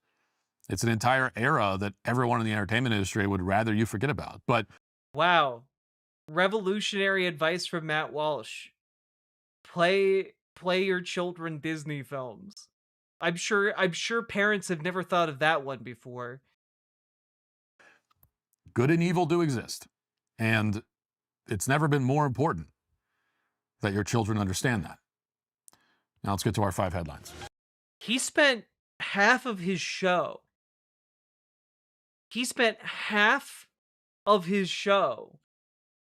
whining about movies that have the trope of like a villain turns out to be more complicated.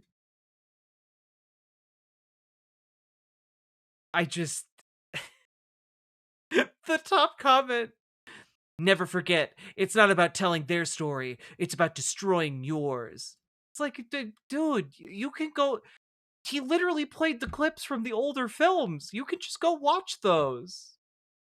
It clearly didn't destroy or eradicate the earlier story. Just go watch those. They exist still. Come on. Like a bunch of butthurt baby men. It's crazy.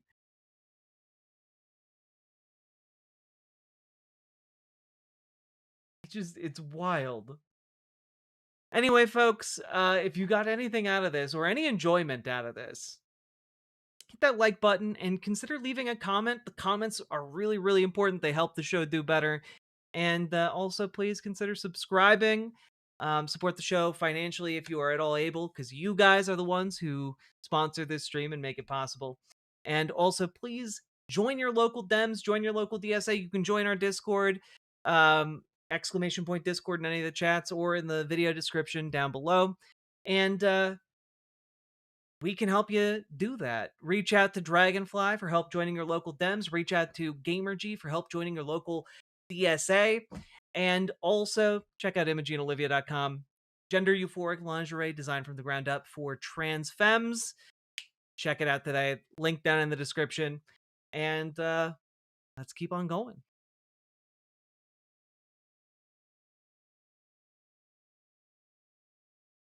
The pivot from boycott Disney to make sure you show your kids old Disney movies practically gives me whiplash, right? Wild shit.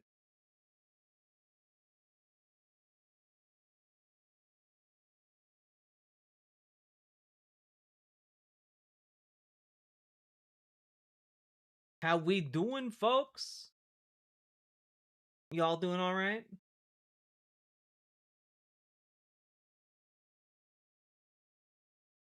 Boom.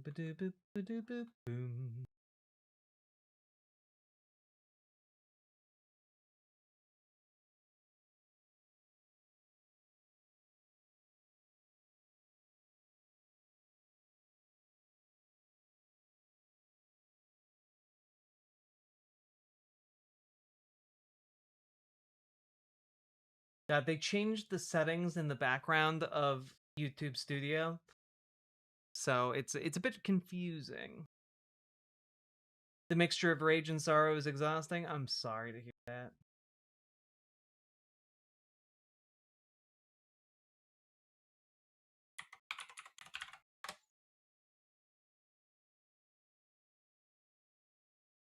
Oh yeah, Static Somnio, a judge ordered the grand jury records from the 2019 case to be opened. Not the full Epstein files.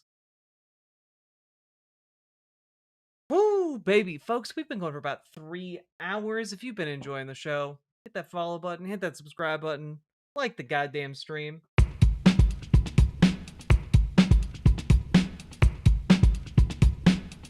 Go. Click the button. Click the button. Click the button. Click the goddamn button. Click the button. Click the button. Click the button. Click the goddamn button. Click the button. Click the button. Click the button. Click the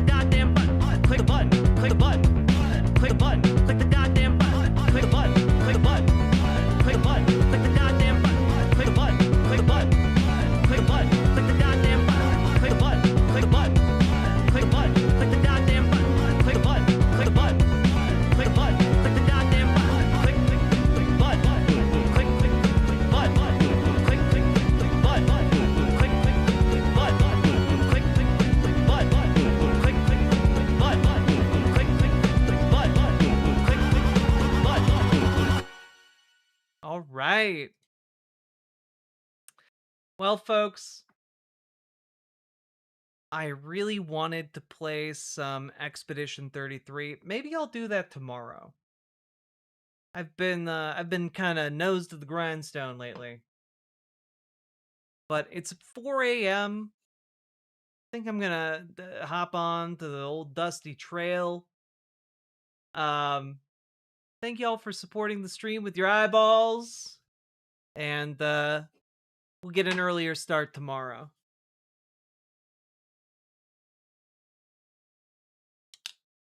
Thanks for joining me, folks.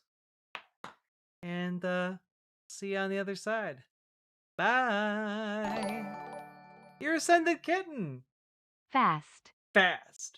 Thank you for the $10 dono. Very much appreciated. Thank you very much for making this show possible. Really appreciate all y'all who support the show. And yeah, I'll see you guys tomorrow. Boom.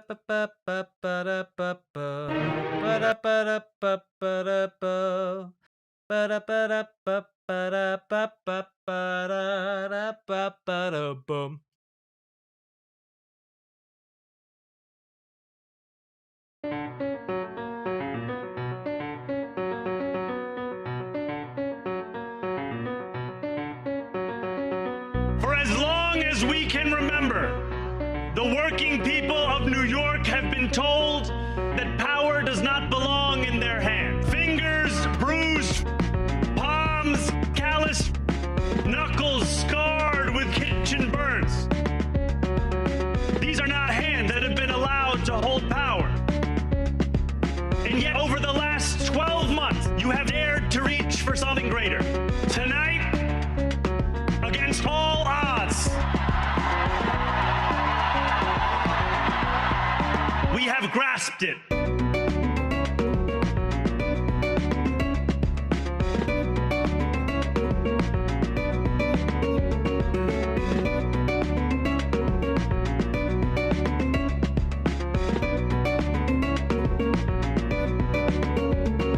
New York, tonight you have delivered a mandate for change, a mandate for a new kind of politics, a mandate for a city we can afford, and a mandate for a government that delivers exactly that.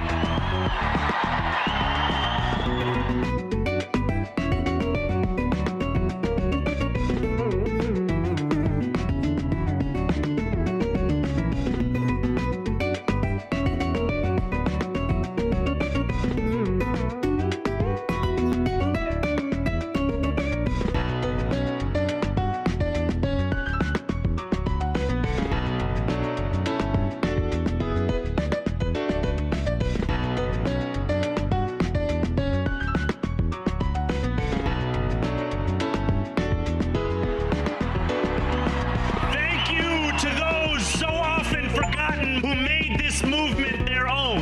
Yemeni bodega owners and Mexican abuelas, Senegalese taxi drivers and Uzbek nurses, Trinidadian line cooks and Ethiopian aunties. Yes, aunties. This campaign is about people like Wesley, people like the woman I met on the BX 33 years ago, people like the taxi driver I went on a 15-day hunger strike with outside of City Hall. My brother, we are in City Hall now.